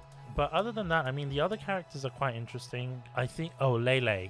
Oh, I love her. She's a very cool character. And what I like about her is that she's very intelligent. She's there. She wants to learn. She's like one of the first people to learn Japanese. And she takes on the role of the diplomat. Yeah, which is quite cool because she's the representative of the land behind the gate, right? Even though she's literally just a commoner, that's learning magic. She doesn't really have the reason. Do you see what I'm saying? Like, there's no reason for her to be like that other than her thirst for knowledge, because she went out there and she learned the Japanese, and then she basically became the interpreter, which was pretty cool. It's just that she has that insatiable thirst for knowledge, period. And, she's actually a genius. And not only that, but, they don't, I mean, like you said, my limited knowledge from, just reading about, the show online and basic synopsis and things like that, she actually is the most powerful mage in their world. She doesn't start off like that, but, she gets there, and you still see glimpses of that, through the series. You see her becoming more powerful. One last thing I want to mention about characters is about Yaoha, the Dark Elf. Oh, yeah. For me, I feel that they just included her just for that arc with the dragon, and then she doesn't contribute anything else to the team, and I'm like, okay, cool. You know what? I don't understand like why she's been put there, like, if that makes sense. Like, I don't know how to explain it, but she seems like she's just been bolted on, and they just keep her because they can't get rid of her in the show. Like, part of me thinks that, they only kept her because they couldn't necessarily kill her off, because it would just be a shame, if that makes sense. Because she's a great character, but she doesn't get that much character development after the whole dragon arc, if that makes sense. One of the reasons why I really want to read the books too, also like kind of touching back more on Pina Colada. Apparently she's like an even stronger character in the books too. So it's like apparently things do still develop with how do you say Yao Ro, I think is how you say your name. Like, it's one of those things where the other girls, especially Rory and Lele, that they actually end up like falling in love with Yoji, whereas she does like him, but she grows to respect him, and she wants to like be by their side to just help keep fighting in this world and things like that. It's much more cut and dry with her, so that's why I think it kind of went that way in the anime too. Yeah, I mean, I get that. I don't know, I just feel as though she didn't get that much character development, and it might be because for a number of reasons. And for me, I will say this, that looking at her character more, it seems to be the case that the show kind of went with this weird cliche where every character had a counterpart, if that makes sense. So that there was a counterfoil for every character. So with Rory, you had Giselle, that other demigod.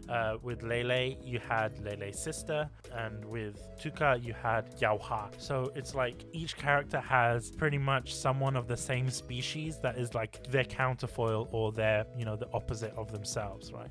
And then you get that little bit of arc with them as well, which is interesting, but it's kind of cliche, to be honest with you. But other than that, I mean, the other characters were great. I really wanted to see more of the Japanese Defense Force characters. Like, I'm trying to remember, because we saw a bit of Akira. He was great, but he's just like the guy that's like, coming up with excuses. What if that makes sense. What did you think about Mari? I liked Mari because she got a little bit of character development. You know, you saw her, you know, when she disagreed with Yoji and she walked away, and you know she has a strong sense of moral. Yeah. Right. And I liked how she wasn't afraid to ever speak her mind. And exactly. And I also liked how Yoji didn't reprimand her for that. He let her speak her mind and he let her go away in anger. And I liked that. And I also liked the fact that even when, you know, when you had the prostitutes coming into the clinic, and you know she was like giving them like I think it was like birth control and stuff like that, and like medication for like STDs and stuff. What I liked was she wasn't judging them at all. She understood why they do these things, right? Because she noticed, I forgot what was her name. Her name was Misery, sorry. Even with Misery, you know, she's smoking the pipe, and it's basically a crack pipe. Like let's be real. It's like she's smoking some hallucinogenics, but she's doing it to numb the pain, right? She's doing it to, you know, otherwise she wouldn't be able to handle what she's doing. Do you know what I mean? Which, you know, even for Mari, she understood and she recognized it, and she was like, oh, you need that, right? You need that pipe. Like, she doesn't reprimand her. She doesn't judge her. She understands where she's coming from, and she looks to find solutions for her, right? Which I really liked. And even, you know, that point where they're knocking on the door, she gets her pistol ready and she just brings them in. She brings them in all at once. And, you know, it's stuff like that. She's genuinely a caring character. She's just a good person. Yep. Yeah, 100%. 100%. Like I said, you know, I know I keep saying it, but I really got to get into reading these books because I love this anime so much. I want to know more about these characters. And that's what I would say, right? I think it's a testament to the anime, like the fact that we want to read these books after watching the anime, but at the same time, it's disappointing because we're not getting as much as we wanted from the anime, you know. And it seems weird because normally in a 24 episode anime, you get a lot of information, you get a lot of stuff that goes on, but I feel that I want more, and it's not in a good way. It's because the fact that we're not getting as much information, and I think it's down to the fact that we have too many characters in this show. Yeah, there's a lot. There's a lot, and we don't need them. And sometimes we'll see like two characters, and they introduce. And this is the thing: why does the anime do this? Like, they'll introduce the character with their nameplate, and the character will die by the end of the episode. I'm like, I don't need... If the character's gonna die, don't introduce them, because when you introduce them, you think that they are a main character or one of the main side characters. Why introduce them if you're gonna kill them off? And I think it's probably because in the books, they probably have a lot more character development for these side characters. It's something that I notice in general when I read like a light novel or a manga, you know, after I've already, you know, watched an anime, or vice versa, I should say too, that there's a lot of times when there are characters that will be around for like an entire volume of a book, but then that entire volume of a book becomes one episode in the anime. So it's a lot going between hours worth of reading to 20-25 minutes of an episode. Which is, it's a bit upsetting because it's like, we want to know more about these characters, you know? I want to know more about Akira. I want to know more about, you know, Takeo, or, you know, the guy that's into the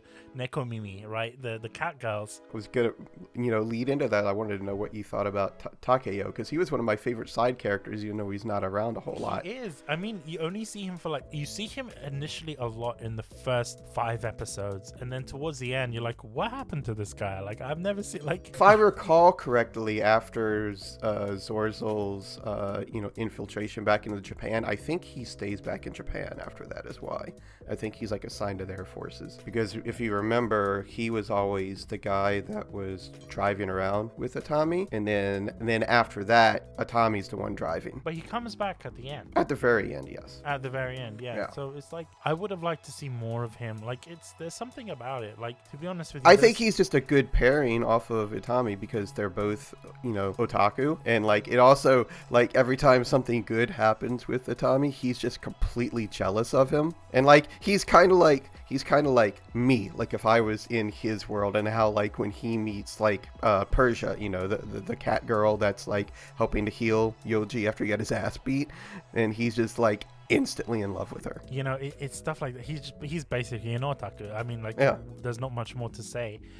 One last thing that I really want to mention is, you know, and a character that I think is really well developed is Sherry, you know, the 12-year-old girl. Very touchy subject here, but she's a great character. She is a fantastic character, and I think it's because the fact that, you know, you see her initially at the party for the ambassadors, and she's very childlike, you know, like she goes to Sugawara and she's hugging him, and she's like, she has a little crush on him, right? You think she's just this simple little love-struck, you know, preteen girl. You know, initially she has a political reason for doing it, right? And I thought that was interesting. I'm like, okay, she's doing it because she wants it to, I don't know how to explain it. I can't, like, she wanted to create this sort of rivalry, if that makes sense, between families. She wants to impress, you know, by getting a gift from a Japanese ambassador. She wants to sort of show to her family that the Japanese aren't to be afraid of, you know what I mean? Not just that, but it also goes back to, you know, the fact she's one of those characters a lot like Lele, where she's wise beyond her years, but she is still a kid, and like she's talking about how these other girls from these other families who aren't maybe her friends, but, you know, she's like in that circle with them, how they are getting all these different, you know, gifts and treasures, and she just wants something simple to, like, you know, kind of feel a part of that, but also maybe one up them. The fact that she was asking for a pearl necklace, because for those that don't know, Japanese pearls are like the best in the world. Like, there's something about them, I don't know why, but they're like really expensive, they're like really top quality. And part of me was thinking, how the hell does she know about Japanese pearls? Like, well, it's because, you know, at this time that, you know, like I said, there's probably been maybe like a year or so elapsed in this time of the series, and she's part of, you know, this overall royalty, I guess you could say, in the world, which they've had daily communications back and forth with, you know, the Japanese people. So that's why they kind of have firsthand knowledge, whereas like a commoner might not. Yeah, and you know, even it's quite interesting because even with her character, right, she's very, I don't know how to explain it, like political, and she knows how to plan things because she used those pearls as a bargaining chip, right? Because it was like the only thing she took with her when her sort of family died and sort of burned down and stuff. So she used those pearls, she broke them apart, and she was using them in exchange for food. Yeah. And I was worried because when that scene came, and I was about to leave the anime, depending on how this scene was going to go. Because in the scene, the guy was like, oh, you're going to need to give me everything you can give me. And I was like, no, don't do this. Like, no. Because the show talks about, like, I don't know, this happens a lot in this show, and this is something that I don't necessarily like. But the show, you know, a lot of the female characters in the show use their bodies to sort of gain things, right? Like in the beginning, I forgot her name now, the blonde lady, what was her name? She's part of Bozes. Yeah, Bozes. Yeah, she was willing to use her body because, you know, Pina said you need to go in here and make things right for basically beating Itami's ass, and she was going to go in there and have sex with him. Exactly. And even Pina, and I know this isn't in but the that's anime, but that's the world that they're from, though. But that's what I'm saying. Like, why is sex the answer to everything? I don't get it. Look at it when compared to something like Game of Thrones. You know, it's that same aspect. But I was thinking what was going to happen, because when the guy was like, oh, you're going to need to give me everything. And I'm like, what the hell does this girl got to give you? And then I was like, no, this can't be. Let's just end it there. You know what I mean? Because if that was going to happen, I would have jumped out. No. And I would have jumped ship. And 100%. Honestly, I don't think he was going that route with her. I think he just literally meant, like, because he could tell that she was, you know, basically a rich girl. So he could also see that she had more pearls than what she was offering him. I hope that was the case. Because literally, I would have jumped ship. I don't think that was the case at all with this one. I think you're a little off with that one. I will say something about this show. Like I don't understand why sex is like everything. I don't understand it. Like, I get it. Like, they use it as like a tool, and probably back then, you know. Actually, you know what? That is a very interesting point. Now that I think about it, you know, back in the day when you have Maiko and Geisha, like, it kind of feels like that in a way. I know it sounds really weird, but you know. No, I get it. When you have like Bozes and things like that, and I'm like, oh, okay, it makes sense. But there's one thing, like, I just don't get it. Sometimes it just feels like it's there to fulfill like a certain fantasy that people might have. I'm like, dude, like, it seems very out of place in the show. Do you know what I mean? I don't see that. Like I said, I keep going back to it. Like, you have to kind of think about, the world that they're from. And I think, in general, audiences need to learn to kind of like separate their own moralities from something that is especially in a fantasy setting, No, I understand that, but I'm like, I talk with people about it, online when these kind of, discussions come up. Like, one of my favorite novel series is a fantasy series, and there's prostitution, there's rape, there's, women using their bodies and things like that. But at the same time, that also shows the other aspect of it, where, like, as men are kind of simple creatures at times, and that's all that they care about. They're willing to give the world for a little piece of booty. You know what I mean? So it really does show both sides. I understand how people can kind of think that it's kind of like a derogatory or misnomer towards, females, but at the same time, it also is towards males if you look at it from that aspect. one other thing that I have to say about Sherry is, like, she knew kind of what she was doing in a sense, because initially she was saying, oh, he's that Sugawara is her future husband, right? She kept on saying it, and I didn't understand initially, and I thought, okay, maybe it's because of the crush. But then towards the end, when she's sort of trying to get into the embassy, she's using it on her own terms, because she knows that I genuinely believe that she knows that they can't let her in without a reason. You know what I mean? Because Sugawara mentions, right, that if I let one in, I'm gonna have to let all of them in, and I can't. So she's sort of playing on that, and she's like, well, she's trying to find a loophole that, if I'm engaged to this guy, I could probably get some, lodging and stay there. Well, it's not just that, but she literally knew that, like, if, like, just like, her parents had sacrificed themselves, that if she didn't get them in there, that they were going to be executed. They were trying to take out that entire line of people that were, standing up to what, Zorzel and initially the Emperor wanted to do. So, like, she was like, it was her last desperation. And the funny thing is, right, that even after, and this is what I like about Sherry, that even after, Sugawara, brought her in and said, whatever he said, after Sugawara had accepted her and brought her in, he was trying to shun her away from all the death and destruction. And this is what impressed me, because it was a very adult thing to say. She was like, well, I caused this, so I should watch this. No, it's super strong scene. Super strong. Yeah, very strong. And it makes me think that, she's confronting, and it's mentioned, right? She's confronting her sin, as the anime sort of phrases it. And how many of us, when we've done something wrong, how many of us actually confront the consequences and actually try to understand? And that's what she's trying to do. She's learning. She's trying to understand. Yes, it is very brutal. It's very, destructive in a sense. But she saw her parents die right before that. So, I think she's sort of in some sense a little bit desensitized, and she's trying to understand, she's trying to cope with it, and she's trying to figure out, what her, and come to terms with what her actions have, made of the situation, which is very, even I don't think like that. You know what I mean? And I'm an adult. Do you see what I'm saying? So for a 12-year-old child to think like that, it's very impressive. And that's why I think, another thing that I really like about, about this series and its narrative is that you have a case just like in real life, how I said both, like,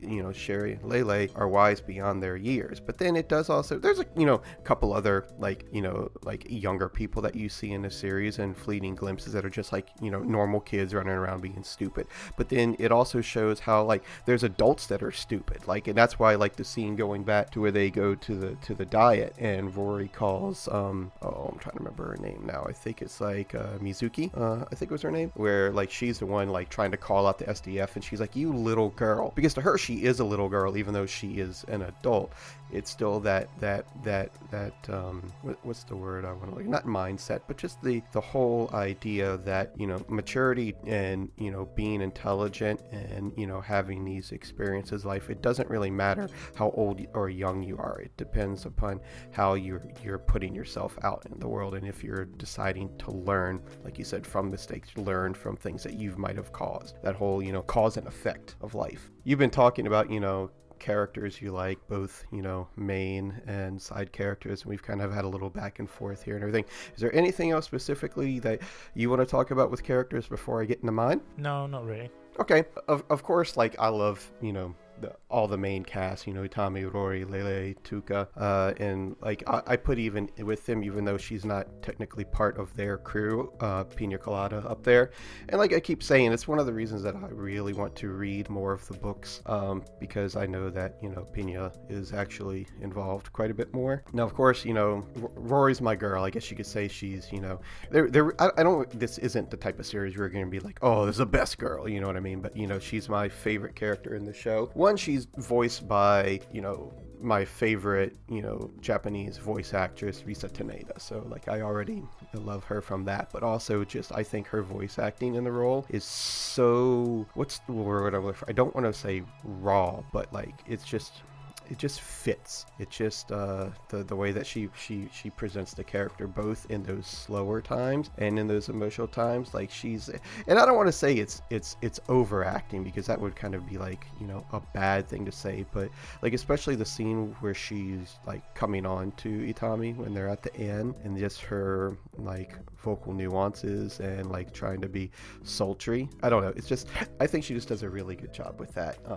And of course, I love seeing the fighting scenes with Rory as well, and I love how she just jumps in, goes no holds barred, but then you do actually eventually still see some vulnerability with her, like when she does get knocked down, that it's like, wow, she can actually be hurt. Yeah. So she kind of has both of those things going for her. We talked about Shino a lot, during your part of it. I mean, she's one of my favorite characters in the whole show for many reasons. And it's one thing that I think that this show does really, really well. Just think about how many females are actually involved throughout this entire show, both the good and the bad.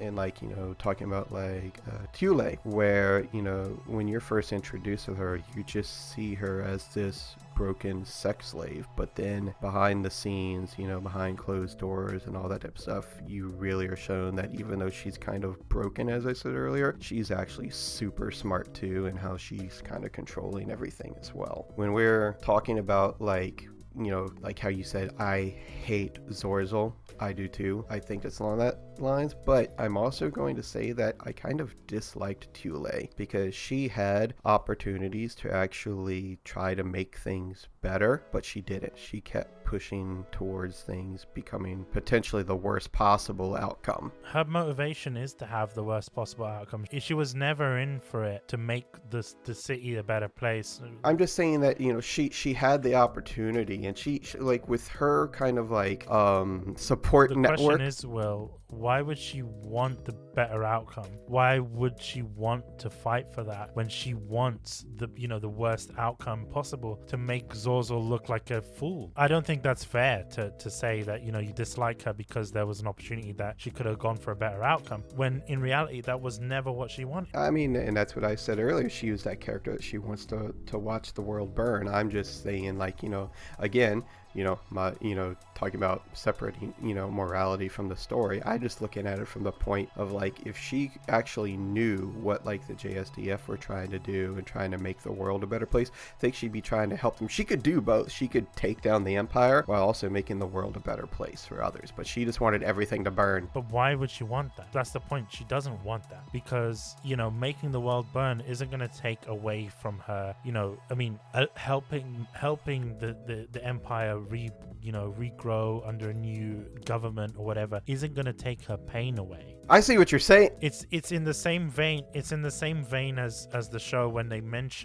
go to the doctor and they talk about revenge, and they talk about, is killing the dragon gonna make Tuka feel better, right? In the same fashion, with that same theme of revenge, at least with Thule, she's gonna feel as though burning everything down to the ground is gonna make her feel better. And you see it at the end when she's crying, and I still think that cry is a tear of joy on her part. It's just my own naivete, if you want to say that, where I still think that like it's going to come off just sounding straightforward, but it's a very selfish aspect, where it's like, as long as she's getting what she wants, then that's going to satisfy her, when we both know in the end, even if everything did work out in her favor, it wasn't going to ever be enough. I really would like to see more with the Rose Knights themselves, because like how we were talking earlier, that they were never kind of taken seriously. That, you know, when Pina Colada put them together with all of her, you know, female friends, that, you know, no one really even knew how much training they were going through and how much they were working to actually become a legit, you know, military unit in their world. And even how like her own father would just send them off on dumb missions and things like that, just so it could put on airs that they were actually doing something. But then when you finally get to see them actually take action, you know, they kind of prove themselves. So I really enjoyed that. You actually touched on most of the same characters and stuff that I wanted to talk about, and at least I got to feed off that. But yeah, I think those are just kind of my little addendums that I want to add into there. But I really think that there's also, you know, it's a double-edged sword, as we were saying, with a cast of characters this vast, that there's kind of someone in this show for anyone to kind of get behind or get interested in. But at the same time, it's kind of disheartening when it's like you see a character that you might be interested in and then they don't show up again for 3 episodes. So it's you know, it has its moments, but overall I think it's a good cast and everything. So I think that's pretty much it with characters, unless there's anything that you wanted to talk about when it comes to like any other things with relationships in the show between, you know, characters, other than, you know, with Sherry and Akira, or you know, Rory and Itami. Were there any other relationships that you were thinking about? Did you like it when they're showing at the end like all the different like couples pairing up and all the different soldiers? You look, I hated that. I think the reason why they did it was because part of me feels as though they knew that they weren't getting a second season, so they had to put that, because that is what happens in the source material, right? We know this. So I feel as though they put that in there just to tie everything up, just because they knew that they weren't going to get a second season, and that disappoints me, because part of me wants to see a second season, but putting that ending in there, it's that sort of cliche happy-go-lucky, oh, you know. I wonder if it's one of those things too where it's kind of like, you know, too little too late, because I still remember, as we were talking earlier, like when this show was even airing, that it went up against so many heavy hitters that, you know, came out around the same time as it, that like it just kind of got held back from that. And I remember I was tracking like the different sales numbers and stuff like that, and it was hanging around the top 10 in the, you know, DVD Blu-ray sales. But even if you're just in the top 10, that's really not good as far as Japanese studio standards go. But it's been a steady seller, and the books have been a steady seller. But I also think it's one of those things too where it's like the age group, I think like they said the average age of the Gate fan is like 28, which is like really old compared to most other anime. So that's why I like you said, when they're showing that, I understand where you're saying where they didn't think they were going to get a season 2. I really still am hoping that someday they get around to another season, like especially since like how the books continue on even into naval combat. Naval combat is something that, you know, Japanese anime fans are at least really into. Like, I don't know if you ever watched High School Fleet. Like, even though it never got a season 2, season 1, you just cannot even find it anywhere, because anytime it does, you know, get reprinted and sold, it sells out. This was a very difficult season for the show to sort of take off, because you're going against Gangster, you're going against Overlord, because this was the season, you know, Prison School, Charlotte, Dragon Ball Super. You had Durara, second arc, Umaru-chan, Gangsta, Charlotte, the current season at that time of Lupin the Third, Nanambiori, Overlord, Prison School, School Live, which was a big hit. Like, it still sells like crazy, both in manga and, you know, anime form. Shimoneta, which is kind of a minor hit. You also had Snow White with the Red Hair, which I remember like won some like anime awards when it came out too, at least over here. I don't know about in the West. The other big one that it went kind of head to head against was One Punch Man. Part of me thinks that if it aired in a different season, it might have done better. You see what I'm saying? Because it's going up against a lot of big hitters. And I don't want this to sound derogatory, because I will say that I do think that ultimately this is kind of like, even though there's so many strong female characters in the show, I think ultimately at its core this is a male-driven show. But another big show that this went up against, you know, to kind of like, if it even had a chance to get any female viewership, was Haikyuu. Like I said, it just did not come out at a good time. So, and that's why I said it's been one of those things that it's kind of like, I don't want to call it a cult classic, because that's not a fair analogy on either point, but that's kind of like that same mindset where it was something that came out that was kind of like good enough where it developed a fan base, but it's developed many more fans since then. Like, I've seen here not that long ago where there was an anime called Hinamatsuri, I don't know if you'd ever seen that one. That when it aired, it like died. It was like dead on arrival. And for me, it was actually like my anime of the year when it came out, or at least of that season. It was amazing. And since then, even though it's like officially been killed, they're like, no, there's no chance of this ever getting another season. Both the source material and the anime itself, again, sell like crazy. But it's just never going to get a second season because it did so bad when it aired. It's very, very frustrating. Tends to be the case. I mean, there's so many other shows that I'll be honest with you that I'm like, oh, I would love a second season, but sometimes you got to think about it like realistically, and you're like, okay, this show's not going to get another season.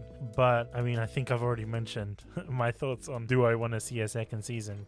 I jumped the gun a little bit, but I will reveal whether or not I do want to see a second season in a bit. All right. But what did you think about the audio visual components? Because for me, I don't really have much to say about the music, but for me, I keep on saying this. Every episode of Kunai, I say this. 3D animation, if it's good 3D animation, you don't notice it. And I will tell you, there is a lot of 3D animation in this show. The tanks, the buildings, you know, the fighter jets, even the guns, and those first-person shooter scenes. But the way and this is a very smart way of sort of covering the fact that it's 3D. The way that they cover it is that they add this texture, and this is a lovely texture that I used to use when I was studying architecture. It's in 3ds Max. There's a texture called ink and paint, which basically looks like I was wondering what that was called. So like for me, coming from the whole gamer aspect, I kept thinking of it as like cell shaded, like like the old like Jet Set Radio games. That's how I kept kind of like thinking it's like it's one of those things where it's like it's 3D animation, but it still has that kind of hand drawn feel about it. And that's why like a lot of shows, when they do the 3D part, how you said how it's jarring how it stands out. And this is one of those series where, like I said, this show coming from 2015 and technology at the time, you can tell, but it's just done so much better than even shows that are coming out now that use it. That's the thing. And even if you compare it to other shows at the time, because Overlord aired at the same time, and we know how bad Overlord's 3D animation is, with Momonga and the army of skeletons. I don't want to mention it again, but I keep on mentioning it because it is such a prevalent point. That was airing at the same time as this, and yet it was done well because they were hiding the fact that it was 3D with that texture. I still remember back when I was watching the show and I was like so hyped about it, and I was talking about it everywhere. And like one of the anime friends I had at the time, he kept giving me so much shit about the 3D animation. I'm like, what are you talking about? It looks great. And then like at the same time, it's like he's a big Berserk fan, and he won't even talk about Berserk 2016. But yeah, in regards to the animation, like that's what I quite enjoyed. The art style, I could tell from the beginning that this was A1 Pictures. It looks like Sword Art, and that disappoints me a little bit because it's like characters look exactly like characters in Sword Art, and I'm like, no, I don't want to see this. And the funny thing is, if you look at everything else by A1 Pictures, there's things by A1 Pictures that don't look like that. Like, Oremo, for example, doesn't look like this. So it's like A1 Pictures can do stuff that, like, I don't know, that doesn't look like that. You know what I mean? Like Persona doesn't look like that, and Erase doesn't look like that, and Blend S maybe doesn't look like that, or even Watakoi. It's like, why would they make it look like Sword Art? It just threw me off a little bit. Now I'm wondering though, because the guy who was actually like the ADR on this show, like he's got a decent pedigree where he's worked on stuff like Gintama, the Fate series, Danmachi. So it's like I'm wondering if he might have had an influence on that as well, or I'm wondering if like what other staff they might have to look into it more to see like who decided to change the art style. Because I will say that I don't want to call it a gripe or a grumble, as you say, because I actually enjoy the art style in the show, but it is actually different from the books too. Like for instance, like Rory, her like goth Lolita, attire in the books is much more grandiose. Like it's a lot like Shaltier's, actually, how you kind of brought that up earlier and things like that. Also things when they have like some of the other like demigods and the dark elves that but at the same time I kind of understand that like from an animation and production aspect, when much of the show is much more traditional 2D style, there's not as much like of the computer influence in this, that just from a time time aspect, they kind of needed to simplify things. Like also, like I said with Pina Colada, her clothes are actually much different, much more different in the books as well. In the Rose Knights, they actually wear a lot more armor. So I kind of get it from a production standpoint, but it's a mixed bag. That's the easiest way I could say it. It's a mixed bag. Yeah, it is. It's genuinely a mixed bag. Considering, I mean, the different art styles that A1 Pictures can do, like, it felt a bit of a disappointment to me. Like, I was expecting more, but it was just a bit too cutesy for me. Well, I would say, I mean, and I was going to say that's kind of like the opposite with me, because how I said, like, I don't really like a lot of super dark shows and series, and even though there's some manga that I do get into, it's a lot different going from like a black and white page into colorful animation. And I actually enjoyed how kind of bright and colorful overall this show was. To me, it was like it made it easier to watch, if that makes sense. But you see what I'm saying? Like, there's a lot of similarities between the way Sword Art is drawn and the way Sword Art has their characters designed to this show, and it's like it feels a bit lazy to me. I wouldn't say it lazy, as it's maybe more like comfortable, familiar, and like like I said, and then I do know that there's some people that worked on Gate that this was also their first anime as well. I don't know how else to describe it. Like I said, it's easy to say it's a double-edged sword. There's things I like about it, things I don't like about it, but I still overall enjoy the overall aesthetics of it. I mean, of course, just like with any anime, as you go back and you look deeper into things, you can catch little oddities, little mistakes here and there, especially like characters and faces off in the distance. There's a few shots that I remember seeing where it's like, oh, you can clearly tell that's just a whole bunch of CGI clones of the same character, and like some of the bigger like battle scenes, stuff like that. But at the same time, it's not enough like that's totally gross and jarring. Like, I'd look at it as compared to something like Lord of the Rings, that's now over 20 years old, and some of the big battles that I've seen in that, it's like now, I mean, it's still aged supremely well, but when you really are paying attention, it's like, oh, that's a whole bunch of CGI dudes. Okay, I can tell now. But it's not a good thing, it's not a bad thing, it's just things that you notice. Now that's kind of like talking about like character designs, I guess we got on that. It's like what did you think though of like when they actually showed like the attire of the different characters, both from the military aspect and from the fantasy aspect, the way they actually had them dressed and clothed? What did you think about that? It wasn't that impressive either. I mean, I'll be real with you, like, it wasn't like, I don't know, everything just seemed to blend together, if that makes sense. No, I think for me is that it seemed very typical. Now, of course, there's only so much you can do with military garb, so I mean, military clothing is what it is. But I will say, from the fantasy aspect, I kind of I would have liked to have seen a little bit more variety there, but at the same time, it was still, you could tell, okay, this is very fantasy world-esque. It was. Yeah, but I would have expected a bit more from it, because it's fantasy. You could go all out crazy, and the fact that you mentioned the source material, especially with Rory, that you have her costume resembling more someone like Shaltir from Overlord. That's kind of what I was expecting when I first heard Rory's character, right? And I'm thinking, okay, how come her voice isn't matching her costume that much?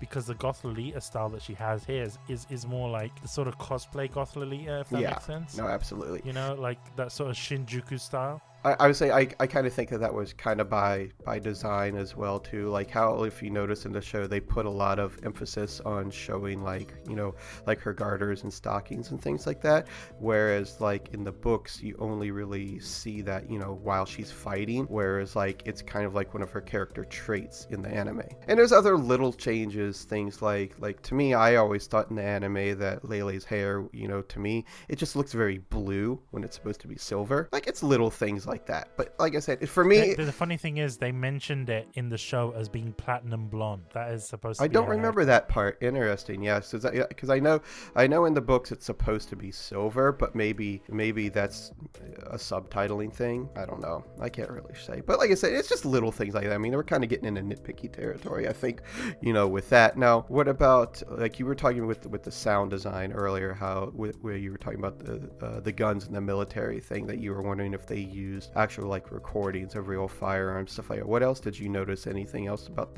the sound itself? Not really. I mean, like, okay, they had the Flight of the Valkyries and stuff like that, but the sound just seemed like they went to a firing range or they went to a military base and they just, I don't know, they just recorded fire practice, you know what I mean? Like target practice, that kind of stuff, or like the sound of jets. It's very accurate. I mean, even the way that they get the radio sounds, like, you know, the communications. I love the communications in this when it comes to the military side of it, and them using correct military terminology, call signs, stuff like that. Now, a lot of it is repetitive, but if you know anything about comms in the military, that's how it is. Yeah, I look, I can't fault it for that. It seems really weird in Japanese. I don't know why. It just I don't know. I'm used to playing like Call of Duty and like Modern Warfare, you know, when they're like Tango 2-1, you know, like those kind of like, do you know what I mean, right? I think it's just I think it's also more of a like a Japanese aspect to a lot of times, that if they're using terminology from like English, for instance, in this type of aspect, they're much more direct and precise with it. So I think that's also why you're kind of getting those little nuanced differences between hearing it in natural English versus Japanese. But I don't know, I'm just anything to do with military, like call signs and like directions and things like that. I don't know, when you're playing Modern Warfare 2 and you're in the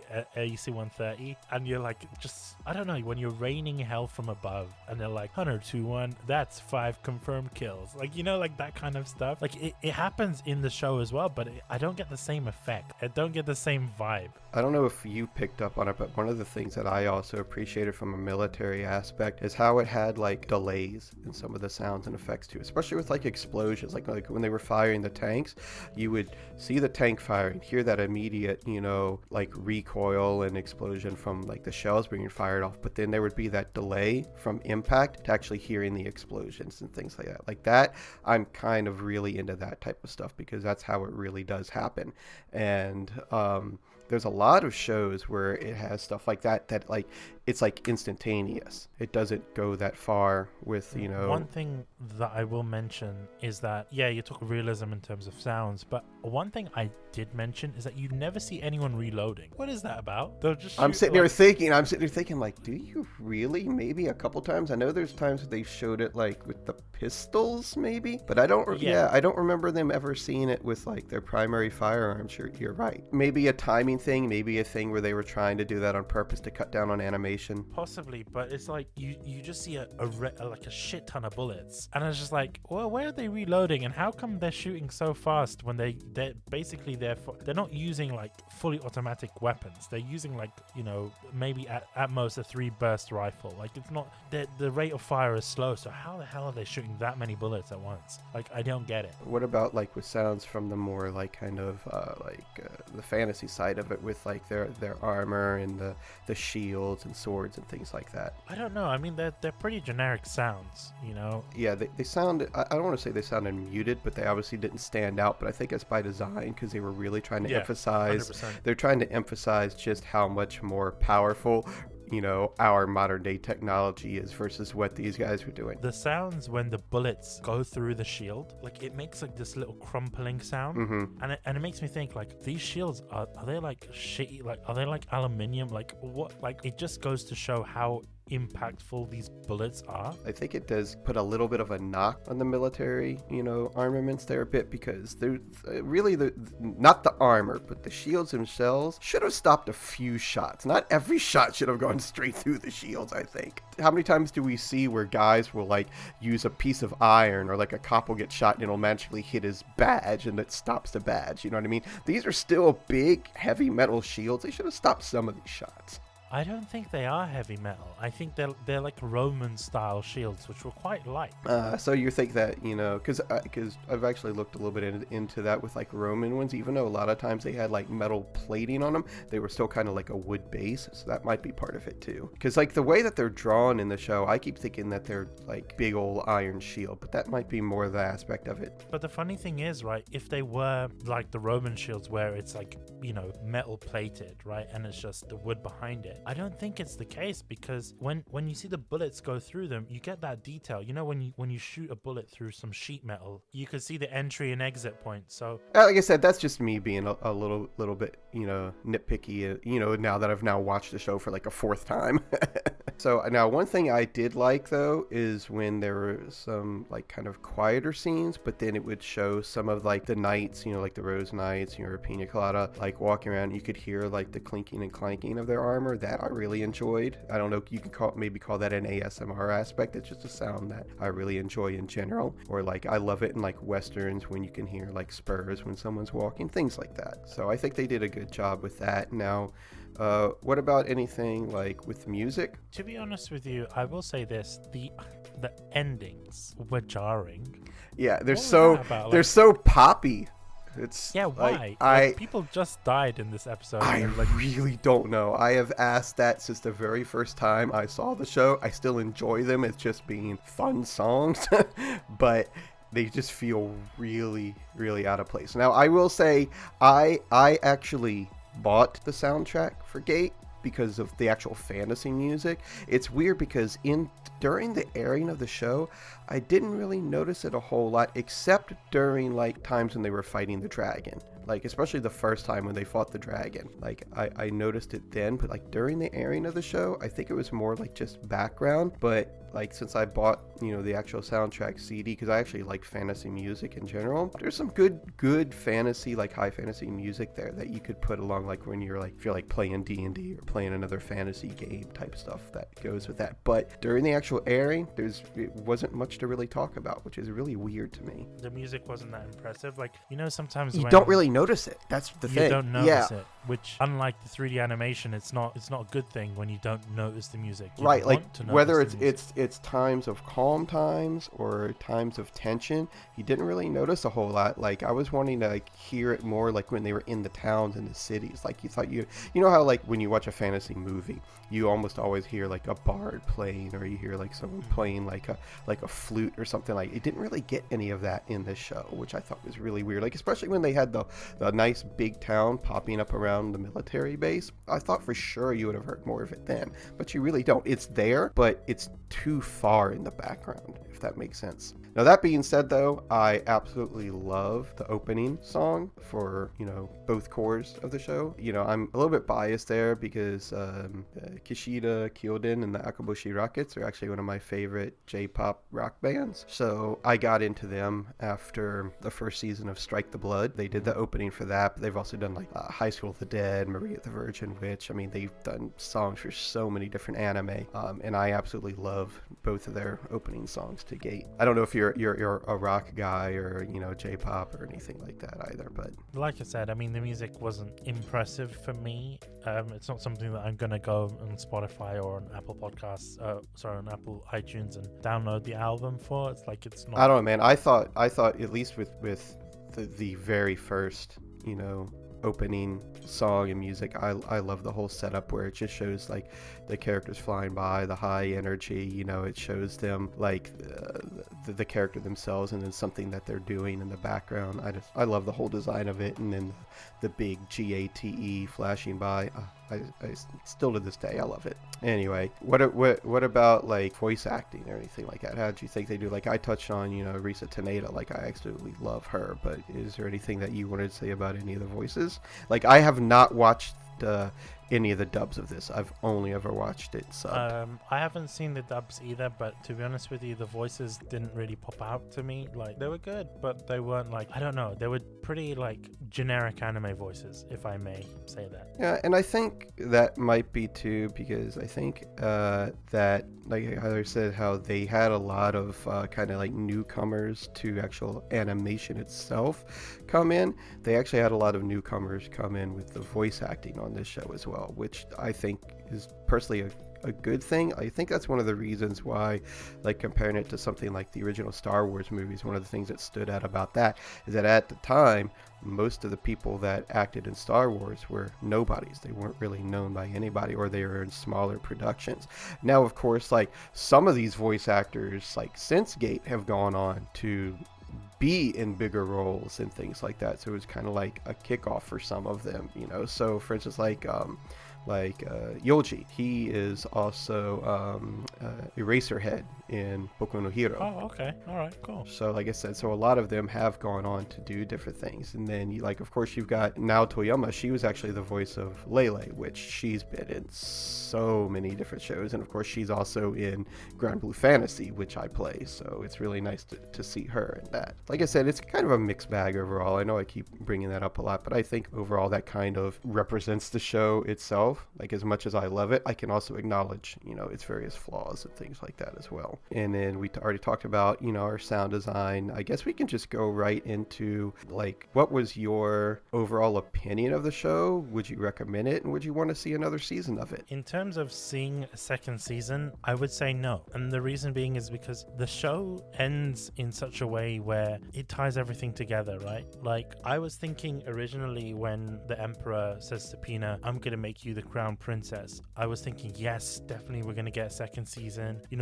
or even obviously just aired in 2015, so we didn't get a second season, but I was hoping for a second season when watching it, and I'll be like, you know what, it would be cool to see what happens afterwards, because there's still going to be that conflict. It's basically a conflict between two families, and I wonder how all the different governments are going to get involved, because we get hinted at towards the end that the Japanese government had invited, governments from around the world and military leaders from around the world to go and visit and see. So it might be the case, I was thinking in my head, so what if you get one country siding with, like, this is what I was thinking, like, imagine you get China siding with, one particular ruler in the land beyond the gate, and then you have Japan siding with another one, and these countries basically, so the countries on Earth basically plan out their wars, not on Earth, and inside the gate, if that makes sense. Like, I was thinking that, and I wanted to see that, and apparently that's what actually happens in the novels, right? So that is something that I wanted to see, but the fact that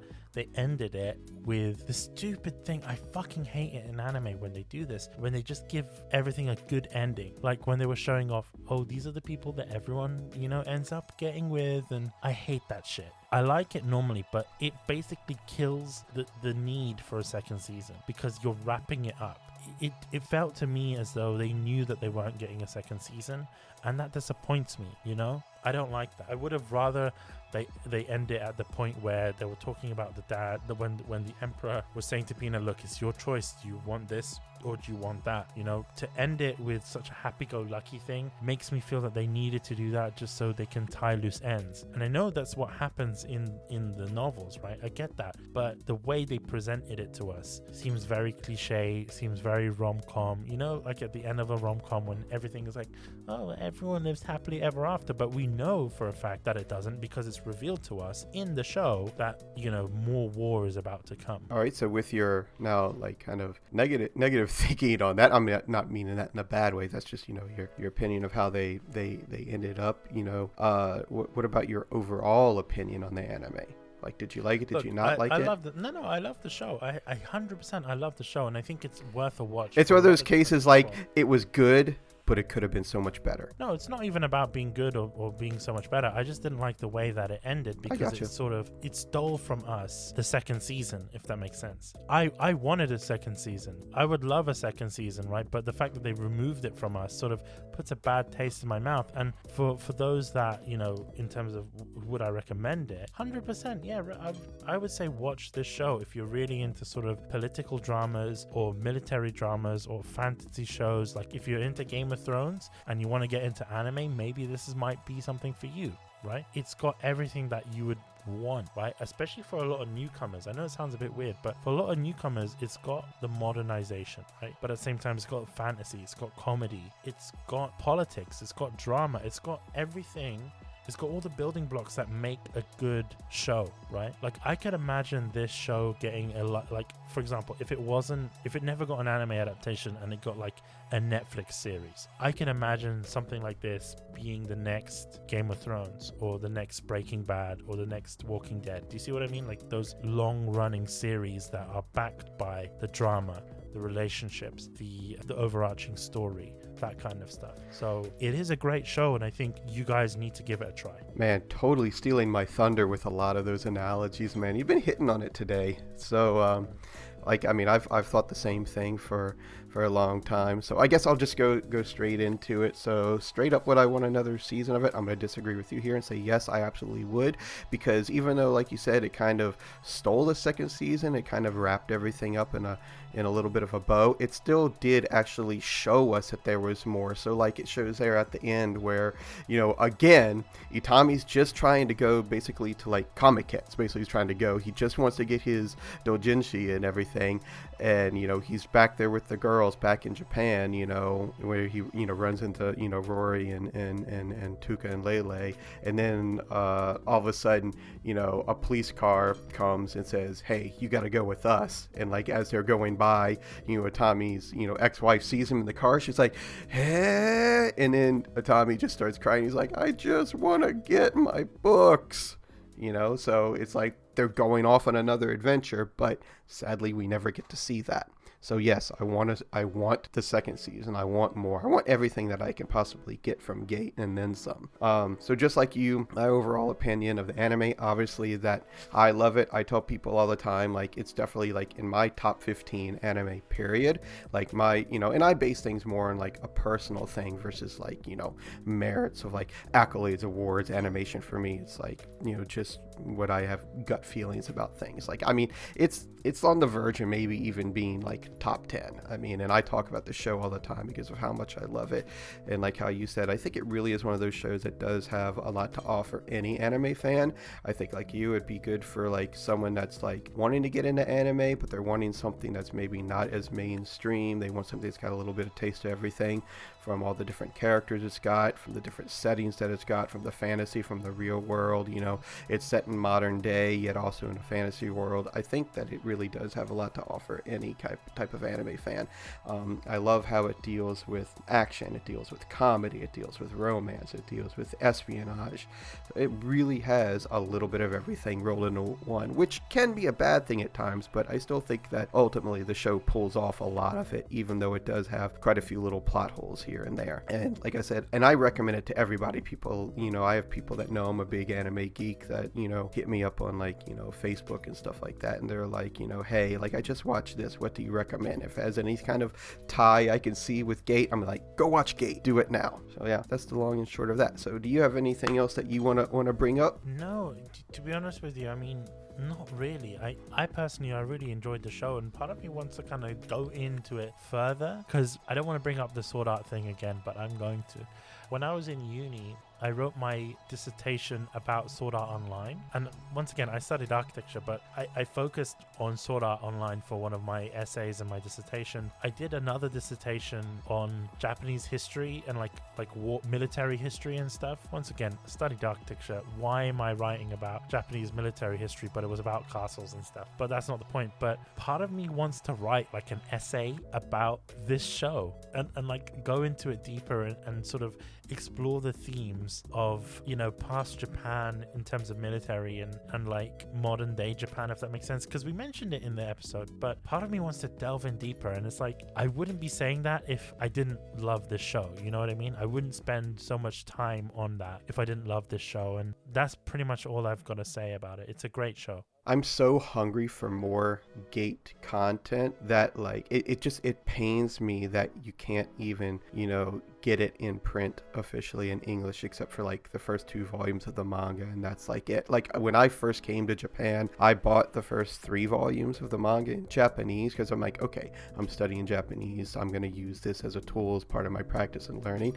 But it's actually a really difficult read, like even like because I'm having to take my time going back and forth translating different things. Because like you said, this is when I first moved to Japan and my like Japanese was like nil. And it took me so long to get through that because it's very dialogue heavy, even in the manga and things like that. So it's like there's so much content that's potentially there.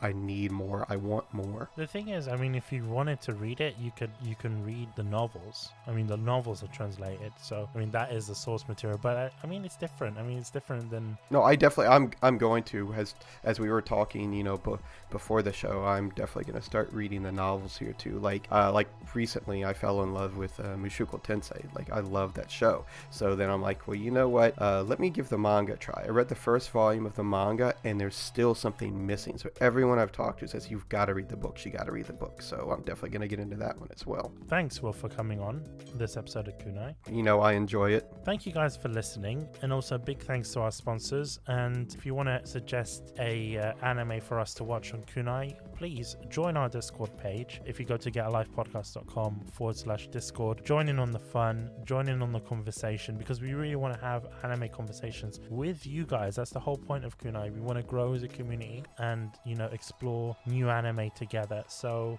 be sure to do that. But also, like I mentioned, big thanks to our sponsors. And you might be wondering, what is the next episode of Kunai? I actually haven't decided yet, because I was thinking it was going to be something, but now I'm changing my mind. It's going to be something else. So be back for a surprise episode of Kunai. I don't even know what it's going to be, but I am very intrigued. yeah, even Will doesn't know what I'm changing it to. Yeah, this is all new to me.